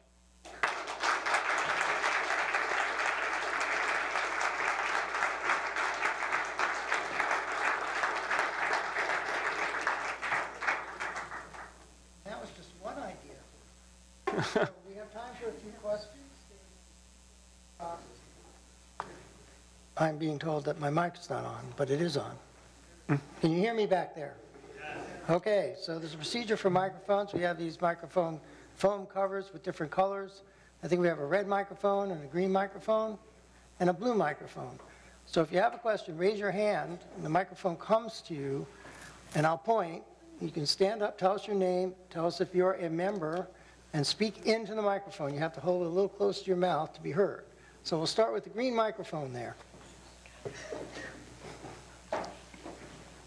The microphone, when it comes to you, should be on. Except that one. Except that one. So maybe we'll start with a... Hello? Do you hear me? Yeah, it's okay. All right. Okay, got All it? right, I'm good. I'm Brian. I'm not a member of this section. My first time at the society. So, Speak into the mic. yeah, thank you for welcoming. My name is Ryan. First time here. Maybe just a point of minutia. I'm just wondering how your robot raises errors and how long that might take if some of the physical steps in the process are rather lengthy. So the way the robot raises errors right now is the human hand codes it, or used to, and we would have a video, and what we would do is we'd have the human would do it by hand, then we'd do what's called a simulation, so the robot would simulate it without any real chemicals, a bit like a dry run, then we'd have a breakpoint run where it would do it with all the individual steps, and then we'd daisy chain it together, and we use a webcam to video it. And what happens is if we see any discrepancy between what we think is going to happen, what we predict is going to happen, and what's actually happening, it just raises a flag. And right now, unless there's mechanical failure, we have a 100% success rate, which is really good. 100%. Unless there's mechanical failure. And oh, Jesus Christ, we have some mechanical failure. We have syringes breaking. We have things falling off. But I think that's a really interesting phenomena. And we are now getting statistics on those failures, a bit like how automobiles fail and your back end fails and your gearbox falls out and things like that. So it's a good question. And we're going to continue to add to this because we're going to try and make sure, I didn't say, my mission here isn't just to do this in my lab. We are giving this away. All of what you've seen has cost me $10 million over 10 years, pretty much. And we're giving the whole thing away to make sure that humanity can copy it in their labs. We're going to do an open version, a plus version, where we're not giving it away. And what we can do is we can use that to gather more statistics and make it more robust, because this makes the chemists safer. The number of chemists that die making molecules every year is not zero. And what's happening in the UK and the US is we're outsourcing that molecule mating to India and China, so that deaths occur in the other end of the world. And that makes me unhappy. So I want to reshore, because I want to do a bit of manufacturing, because Brexit is just terrible, and we're going to have to grow our own food and everything. I'm not joking, right, at this rate, but anyway. But also, the safety for the chemist worldwide is paramount. So it's a good point. Red microphone. Sure. Hi, Dr. Newton Campbell. I'm a member. I was wondering if you could speak a little bit more to some of the artificial intelligence and machine learning research that you guys have now that you've sort of gone through this initial process of digitizing it. What are you using to discover new features for chemicals, for instance? Yeah, things like so that's a really important point. I didn't go into it because it's quite mathematically technical. I'm a much better mathematician than I am chemist. So I invented lots of machine learning algorithms when I was actually 10 years old, right? Which I've been wanting to play out.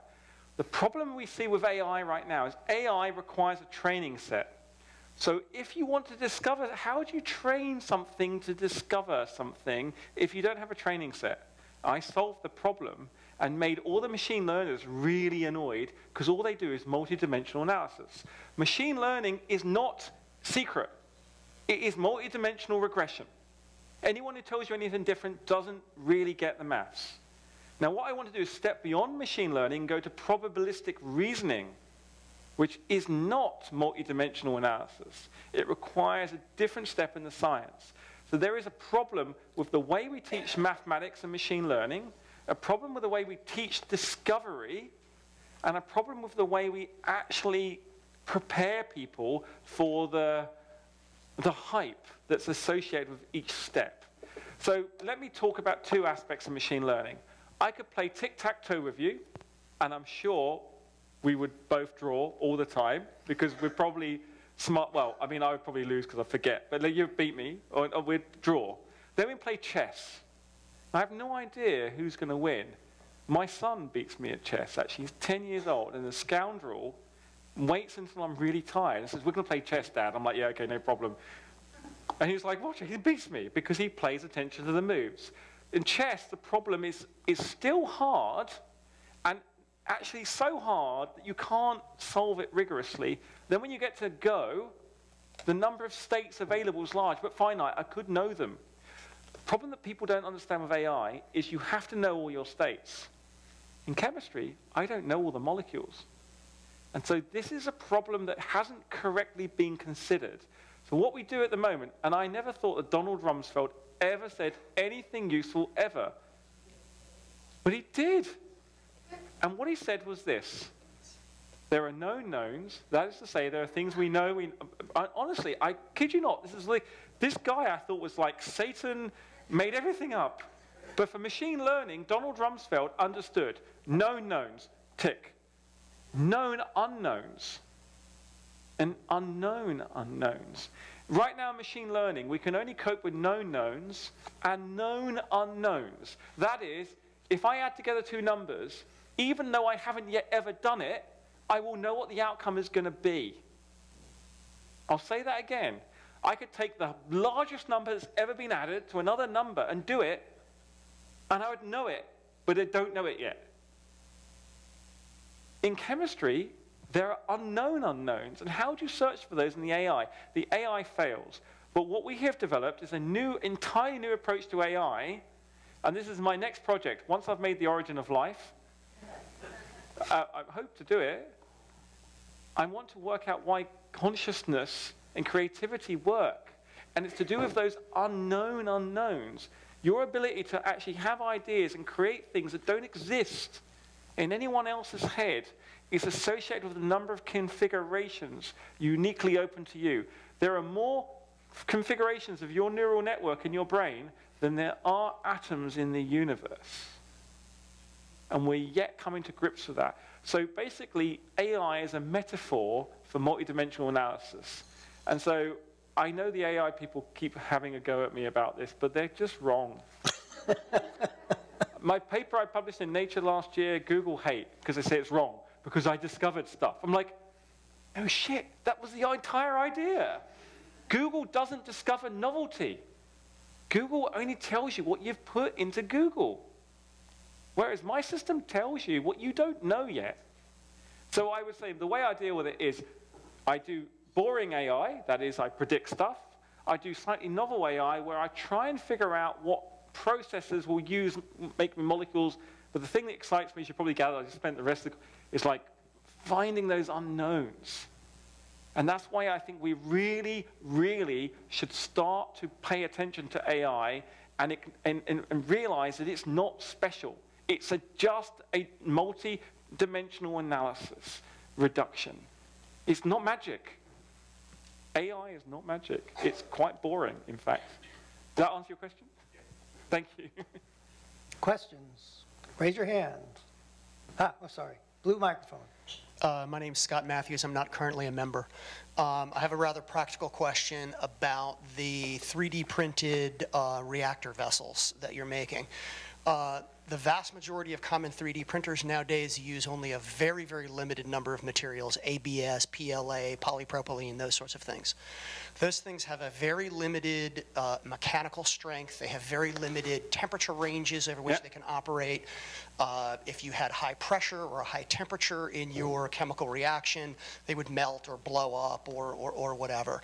So can you speak to advances in 3D technology and the impact that that will have on the type of thing that you're talking about? Yeah. And then one other quick question, which is, if you've got all this stuff on GitHub, the plans for the reactor vessels, as well as the code to build the molecules, those could just as easily be used for nefarious purposes as for good purposes.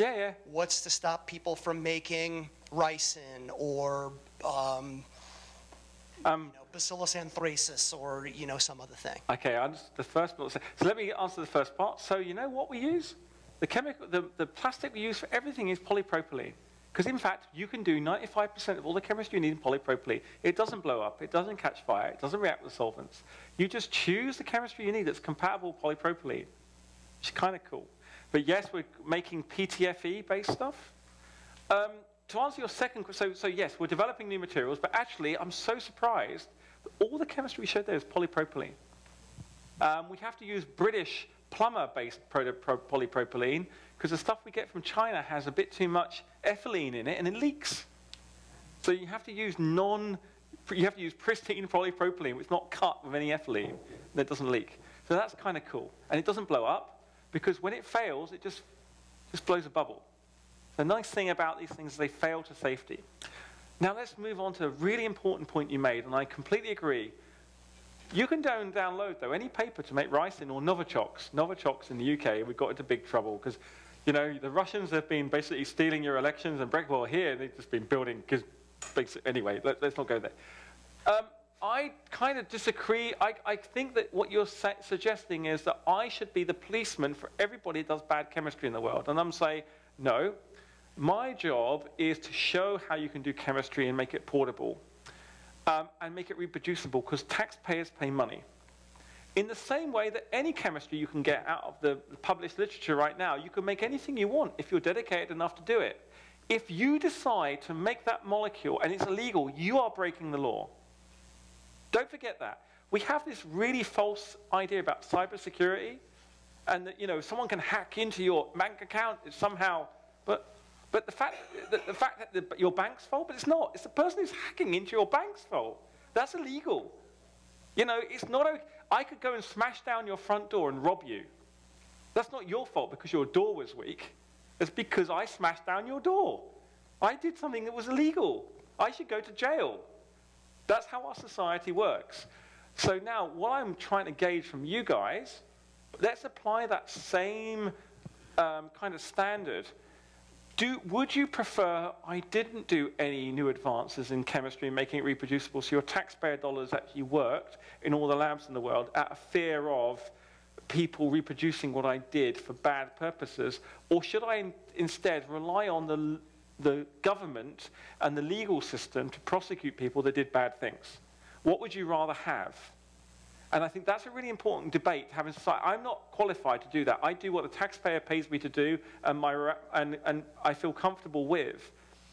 So I actually don't feel that it's my problem. I can download the terrorist handbook from the internet, as can you, and you can make ricin tomorrow. You could go to the hardware store, and you could make all sorts of explosives. You could get hydrogen peroxide, you could get nitrates, is fertilizer not allowed? So now what we've got to try and do is understand, how do we regulate? So a friend of mine has made the terrorist sci-finder, which is, how do you work out who is going to basically make tomatoes or avocados, and who is buying the chemicals to make a nerve agent. And what you can actually do is you can mine, using good statistics and good information, the purchasing pattern of someone who's about to make something bad and say, no, please don't do that, we don't want to die, and someone who's just basically growing an avocado. I don't know the answer to your question. What I'm trying to say is, actually, it's not my job to be your moral compass. My job is to make sure that chemicals are reproducible. That if you give me money to make a new molecule, I do not obfuscate it and I don't hide it. I make sure that humanity can continue to reproduce it. Now, is that bad? I don't know. I'd love your feedback. Because in some way, you're paying me to not tell people what I'm doing. At the same time, you want me to cure disease. So other people copy what I'm doing. Is it my job to regulate society? I don't think so. This is a really good conversation to have. What do you think? One of the reasons that I bring that up is because we're currently having a debate in this country about guns being printed with 3D printers. You know the Darwin Award? Yeah. It's an exactly analogous question. You know the Darwin Award, though, right? Because a 3D print is a ridiculous way to make a gun, because when they fire it, it'll just blow their head off, because it falls apart. Look, I can make a gun out of a copper tube from a plumbing manufacturer, right? And so I'm going to get some, I mean, it's easy. I can make a bazooka. I was looking at the White House, I was running today thinking, I can make a bazooka. Maybe I should, you know where I'm going, right? But I haven't, because I'm a law-abiding citizen and I trust in society. So my job is to make our lives better and to make sure your taxpayer dollars are not lost. And it's my job to be transparent about it and to have these debates openly so you can say, no, as a taxpayer, I object to you facilitating people to make crystal meth in their basement. One of the things we're doing is, just to follow is blockchaining. Making chemical blockchains so we can actually trace what's going on, and I can physically encrypt. I live in Scotland, come to Scotland because we need your taxpayer, we need money, right, after Brexit. All the whiskey stills are supposed to be beaten in a particular way, right, for the flavor, right? So the whiskey still, particularly in, say, in Islay, is supposed to be encrypted by the number of dents in the still. I don't know if you've ever heard this kind of. What we try to do with a plastic reaction where it's physically encrypt the ability to make the molecule you want. And that's really cool. And I'm not going to talk much about it now because it's under quite a lot of protection. But it stops people from copying us who don't know the full details because they'll make a poison. And there's no way you want to make a poison. So I think one of the things I would say to you is, don't worry too much. I'm not trying to say advocate responsibility and we should all go and 3D print our own drugs now. I've thought about it, and I've thought of a way of physically encrypting, not using prime number based, cipher, but physical encryption that would allow any of you wouldn't basically go and cook up your medicine from reagents from the pharmacist unless you knew that they were reagent grade, right? You didn't want to die. So I think there's a bit of that in there. So that is a very important discussion going forward. So I hope that helps. It's not a completely novel problem, No, exactly. Recombinant DNA faces the same problem, and more recently, CRISPR and its use to modify the human genome and for other purposes also have engaged a debate of a similar ilk.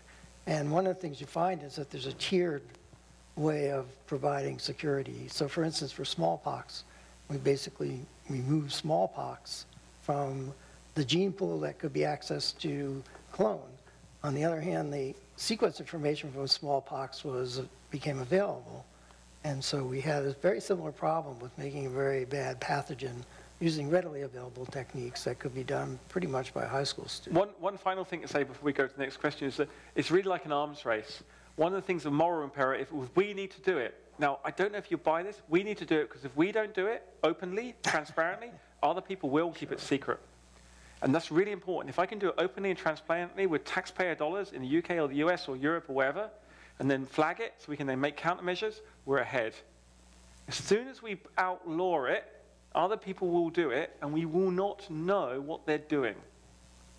And that is really the biggest reason why competition occurs. But we could discuss it later. Blue microphone. Hi, I'm Carl Merrill. You can be next. No, go ahead. Okay, I'm a member of the society. I just wondered if you could comment on a competitor that you have.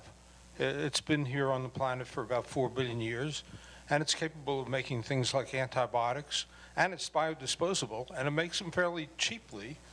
We have to purify it. But how do you compare what you make versus something that a fungus can make?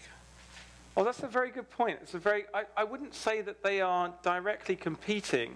I would say the fungus uses quite a lot of biosynthetic pathways to generate molecules that we don't yet really understand how to make.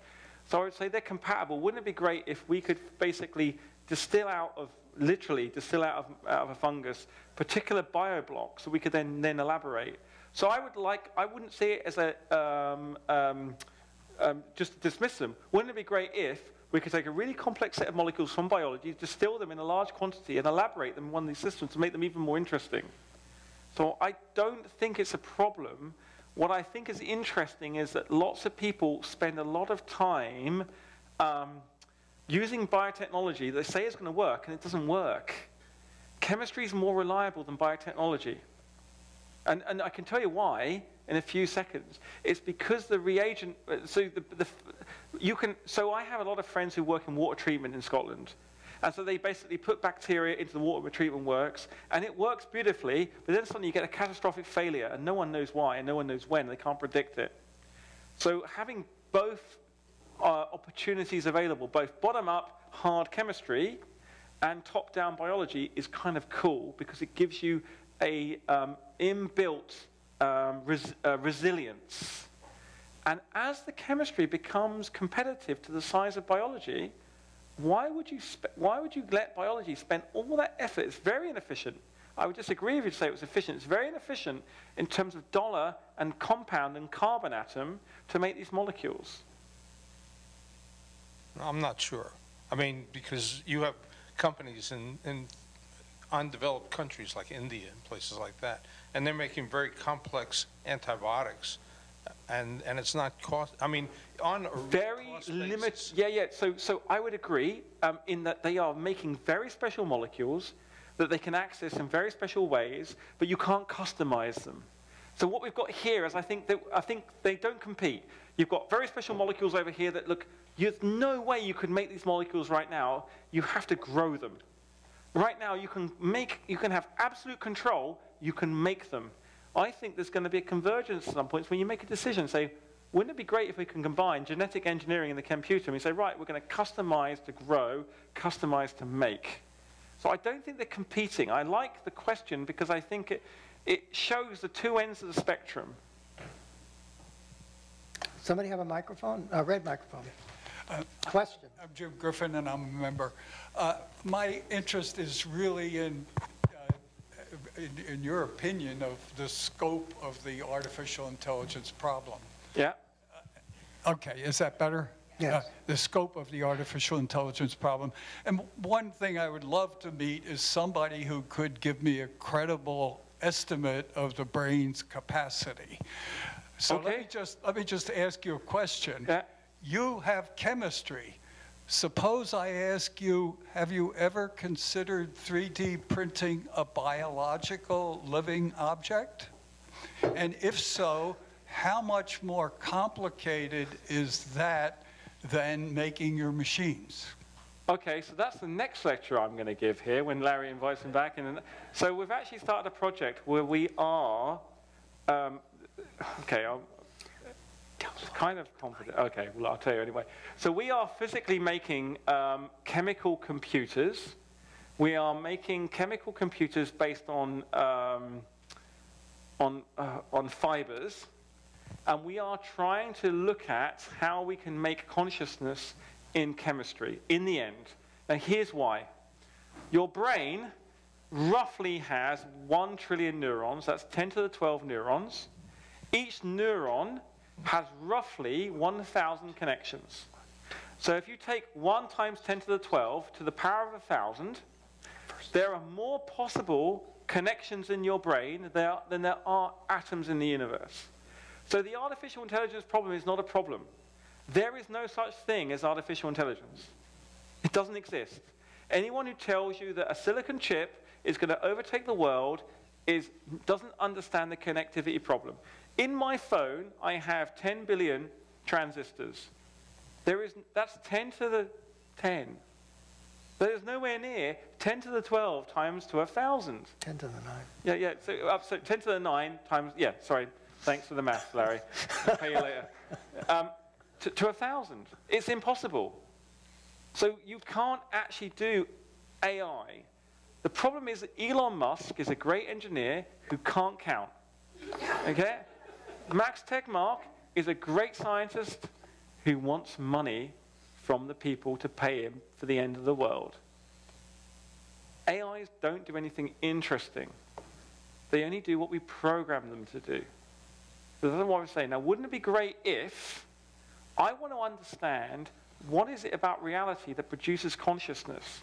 And again, there's another lecture, but let's think about the causation. Origin of life, biology, and we have chemical cognition. Bacteria can respond to stimuli. At some point, we go to multicellularity, and then the ability for you and I to abstract the world gives us an advantage to survive in it. That's the onset of consciousness. It's a really interesting phenomena, and it lies in chemistry. Molecules think. Your brain is made of molecules, they think. And there is no way an electrical engineer is ever going to emulate what molecules do, ever. The only chance we have, in my humble opinion, which could be wrong, because I'm a chemist on a podium, is to make a physical brain and program it. And that's what we're doing in my lab right now. We are taking gels, brain gels we're calling them, and we're training them, and we're showing that our brain gels are much more flexible than normal AIs. And this is why the entire AI community are riling against me, because they say, oh, what you're making it, just making it up, it's not good Bayesian mathematics, blah, blah, blah. Mathematics does not exist. If I jumped on your head, if you're a mathematician, when I killed you, right, the mathematics would be gone. And it's really interesting that physical reality doesn't, I know, don't laugh, I mean, I don't mean it from a, like, let's kill all mathematicians. I mean that mathematics is a construct of our reality that we build. There's something deeper than mathematics in our intelligence. We don't know yet. So your question is beautiful, but I don't know the answer. But my feeling is the human brain is the most complex object that we know of in the universe. And we are going to be hard-pressed to beat that in any millennia I know. And that excites me a lot. No. Wait for the discussion later, because there are more questions. We're running out of time. So, blue microphone. All right, well, hopefully this one will be a little shorter. So I think I understood mostly how the computer, the basics of that. The earlier part of the talk, though, when you were talking about the 3D printed containers, Yeah. And I'm trying to figure out what variables are actually being customized for each type of drug. I would imagine, for example, the number of containers that are chained together, Yep. that would vary. Yep. But what are the other parameters? Does the size matter at Yep. all? Does the size of the connectors matter at Yep. all? Things All like of it. that? All of it. What would they be, just in general? So, that's a pretty hard question to answer. What we try and do in general is we take the chemistry in the lab that a chemist would do, and then we try and app it or copy it and put it into the 3D printed device to work out what volume. You'd have volume, temperature, you might have aperture size, you might have time. So if you're taking a certain amount of time to move a liquid down through a vessel, that you then work at that out, and you could then, they're all the constraints we have at the moment, but you could add in literally anything. You could put in little components to allow for the purification or halt the reaction, inhibitors. You could put in poisons, if you like, to stop the reaction from occurring until it got to a certain point where then the reaction occurred, which I was talking about, the physical encryption. You put in one person's poison is another person's, So there's lots of things like that we're working at. But really, the key thing is, if you can do it in the test tube, you can do it in the 3D printer. Do it in the test tube, get the parameters from the test tube to work, and then transplant them directly to the 3D printer. And really, it's not much more technical than that. And it sounds like you got it. Yeah, but some of what you're talking about are chemical steps versus the actual physical characteristics. Exactly. There's process steps, and there's chemical steps, and they're convoluted. Yeah, exactly. Good point. Red microphone. That's how I feel. Yeah. I'm Bob Hershey. I'm a member. It's called personalized. To what extent will personalization help in matching what's particular to each person's genome and getting the drug effective? I don't know yet, but all I do know is that the more information we get, and so we can, let's be honest about personal. Right now, when a drug company makes a molecule, the only way they might personalize it is in dosage. So it's a function of your body weight. But there might be specific things they can personalize as a function of your metabolism. So if you're a fast caffeine metabolizer, alcohol metabolizer, you can change things. So wouldn't it be interesting if we could basically identify the type of individual you are metabolically and give you a slightly different drug? So I think that's the first layer. So the first layer is dose, second layer is metabolic training. The next thing is to say, well, actually, what is your liver good at? Because your liver is the gateway to drug regulation. And if we can understand how your liver processes organic molecules, then you're going to have a different profile. And so that might be that you can basically accept a slightly larger dose of a particular type of molecule before having liver failure versus another. And I think that's what we're going to do. And I would advocate very strongly for combining tissue engineering and chemistry together, for having these intermediate steps of formulation and stuff. Bring them together. I want to know if I can cure the disease state in the tissue as a function of the chemistry I'm putting on that tissue immediately, rather than going through all these other intermediate committees. And that's what I was kind of getting at. So it's a nice point. We're going to do 3 more questions. Green, then blue, then red. Green, blue, red. Thanks. My name is Wes McDermott. I'm not a member, though I have applied. Another sort of technical question. It seems like for known molecules, this works really well, and that's great. And there's a pathway to making lots of interesting unknown molecules. But when you make unknown molecules and you want to find out more complex properties, like can it help create artificial life or cure cancer, then it needs to be clean. But every time you make a new molecule, you've got new contaminants and new properties. So do you have a strategy to deal with that? I just finished writing a proposal to DARPA today, actually.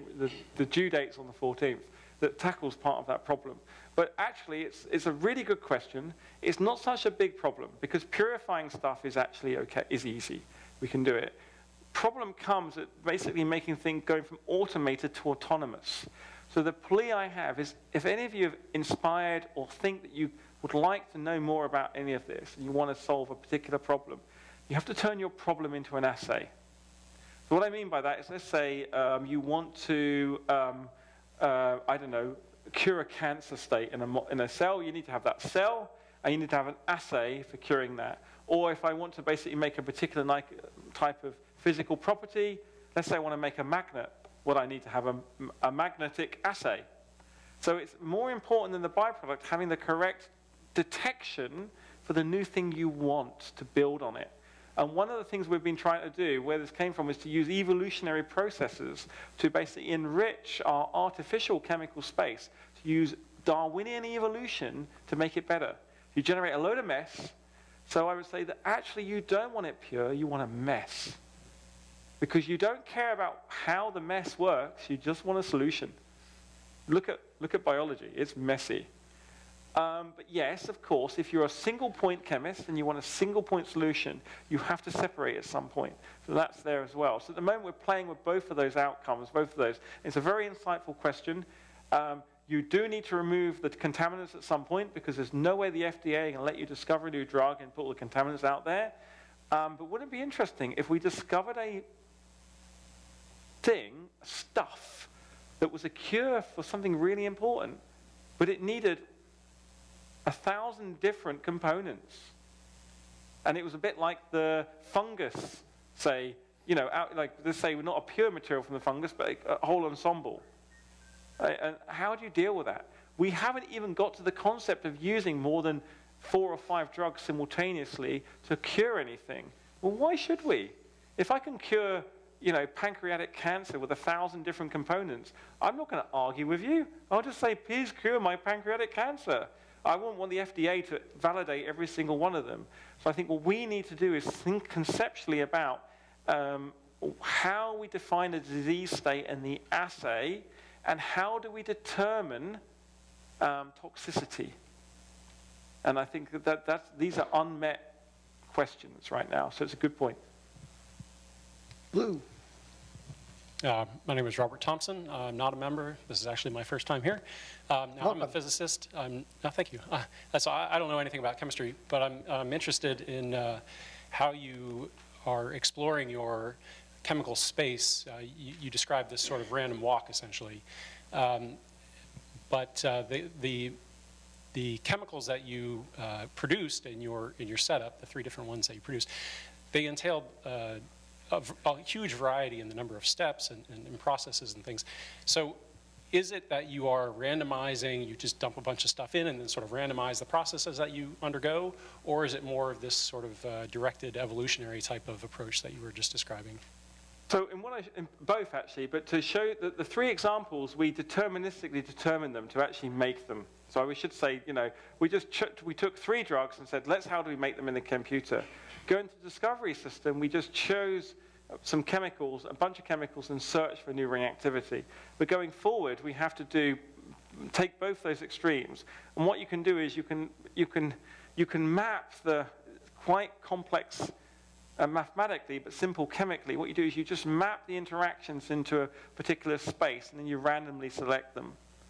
I like randomness a lot, because it removes my bias and my priors. I then do random stuff, and then I update my database. And then I update my database according to the outcomes I measure. So I think there, again, that's the important thing that we have to be able to do better.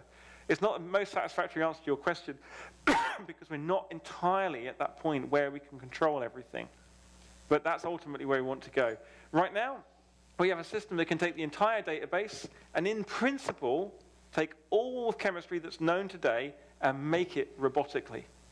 And that should work within 10 years. Like, in principle, there's no barrier. Just money and people willing to uptake it. There's no new science. What requires new science is this probabilistic discovery and moving away from the rather naive notions of AI that we have right now. Because the problem is AI is contrived by big data people who basically know what they already have, like Google Maps looking at, or Google Earth, or whatever it is. There is a fundamental disconnect between discovery science and AI-driven science, which I think is very cool.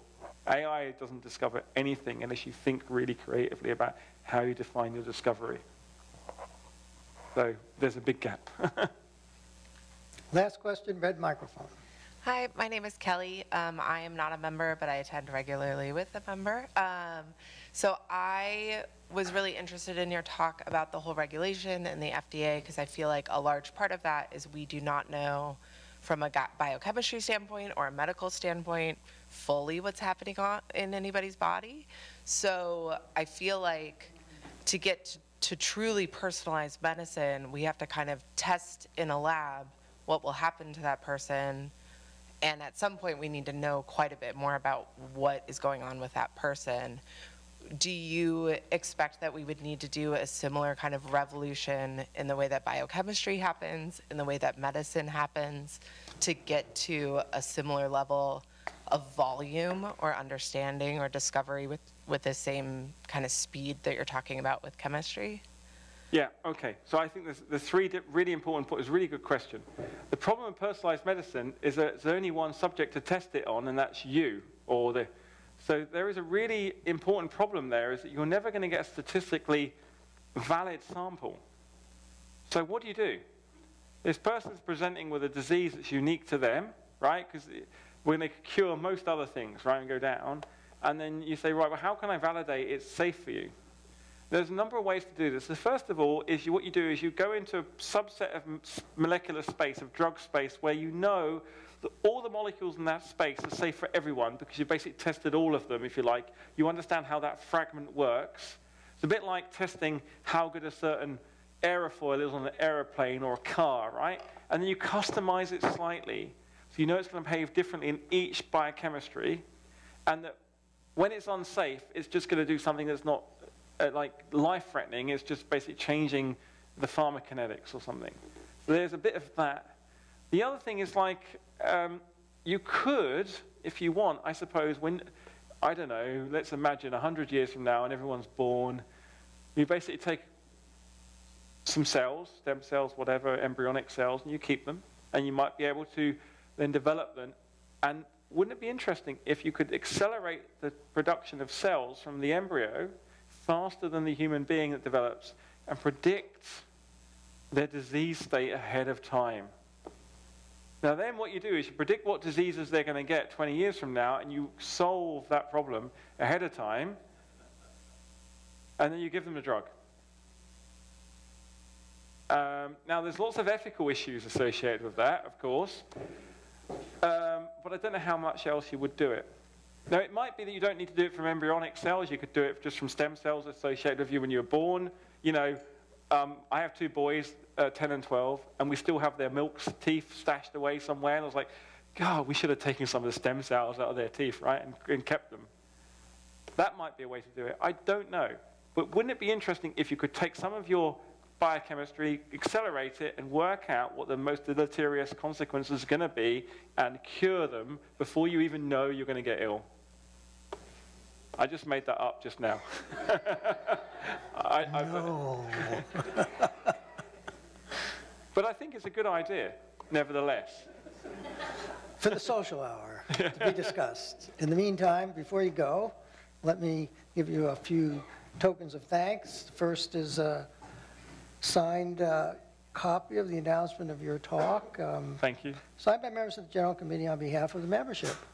And the second is a signed copy of Volume 1 of the Bulletin of the Philosophical Society of Washington. Thank you very much. Thank you. Thank you.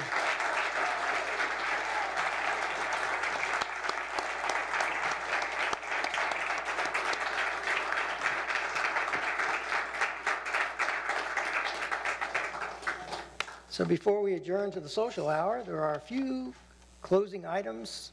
PSW depends on members and sponsors, without which PSW would not offer these lectures for free. So if you're not a member, please consider joining. If you are a member and you haven't paid your dues, please pay your dues. And if you're a member who's paid your dues, please consider giving more, sponsoring a lecture, endowing PSW, or volunteering to help out and carry out the Society's activities. You can apply for membership on the PSW website. I'm going to see if this works for me. Whoops. There we go.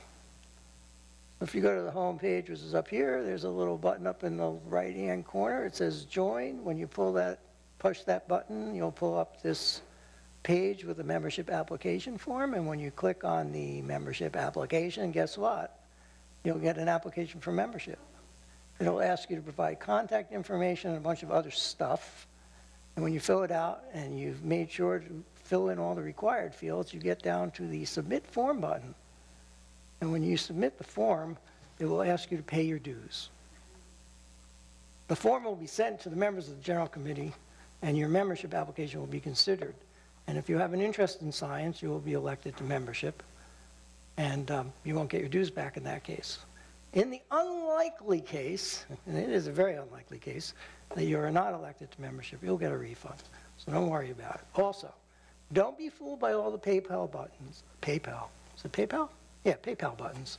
You can use a regular credit card. Just look for the little button that says pay by debit or credit card. Trust me, you do not have to use PayPal. It's just their way of trying to trap you. But you are smarter than that, and I know you can navigate this site. Our next speaker, I should mention, of course, that PSW is a nonprofit educational organization, tax exempt under Section 501c3 of the Internal Revenue Code. Contributions are tax deductible to the extent permitted by law and the Internal Revenue Service, which is probably closed now. All PSW members in good standing can wear the PSW rosette. If you wish to purchase one as a member, you may do so at the rosette table, back of the auditorium. So please see our rosette salesperson back there. Okay, if you have any questions about membership, please ask our membership director, Lloyd Mitchell, or our corresponding secretary, Robin Taylor. or our media director, Ann McQueen, or me, but preferably one of them. The next lecture will take place at 8 p.m. here in the Powell Auditorium on January 25th. The speaker will be Todd Coleman. Todd is a professor of bioengineering at the University of California, San Diego. He will be speaking on wearable biosensors, particularly for gastrointestinal disorders. The rest of the spring schedule has been posted to the website. For those of you who follow, I have one change. Unfortunately, on February 22nd, Davey Bach will not be able to give his lecture on neuromapping, which would have been apropos for tonight's closing remarks. Hopefully, we will have somebody else speaking on a similar subject. But keep checking the website. On February 8th, Raman Sundram of the University of Maryland will be talking on supersymmetry and multidimensional spacetimes in a lecture sponsored by PSW Frank Robert, who I think is in Australia.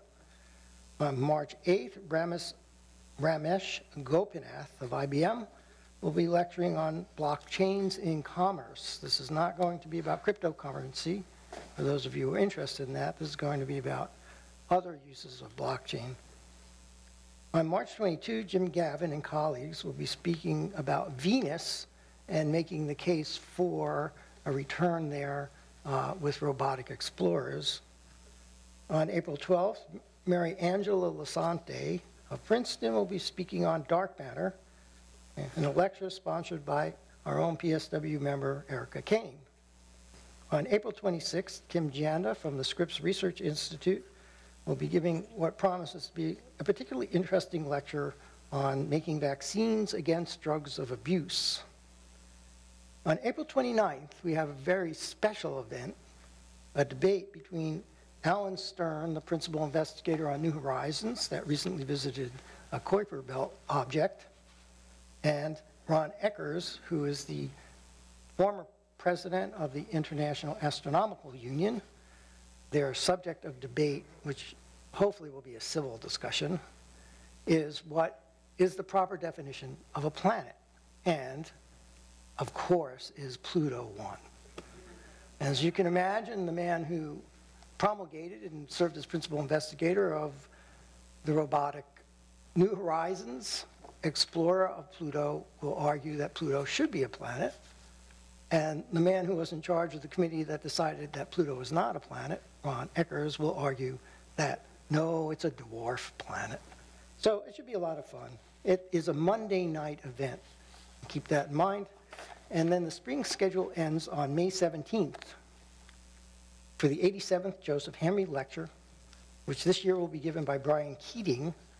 Some of you may know Brian for his recent book on losing the Nobel Prize, in which he takes on the idea of big prizes in science, but also has very interesting biographical account of his own research and how he went awry, trying too hard, too fast, too soon to publish, to win the prize. I'm hoping that he won't talk about that, though. I would like him to talk about inflation at the early time in the universe and at the beginning of time itself. So that lecture is sponsored by my own firm, Millen White, Solano, and Brannigan. And with that, I think I'll entertain, I have to tell you, the social hour, to which we will be adjourning shortly, ends at 10:30 or thereabouts. And after that, if you wish to continue discussion, we go across Massachusetts Avenue to the Fairfax Hotel Lounge in an event that is primarily for members of PSW. But if you are not a member of PSW and you have not attended the event more than once or twice, you're welcome to join us. If you would like to do so, please see Ann McQueen or Robin Taylor, and they will tell you how to get there. So with that, I will entertain a motion to adjourn the meeting. We have a motion. Do I have a second? All members in favor of adjourning to the social hour?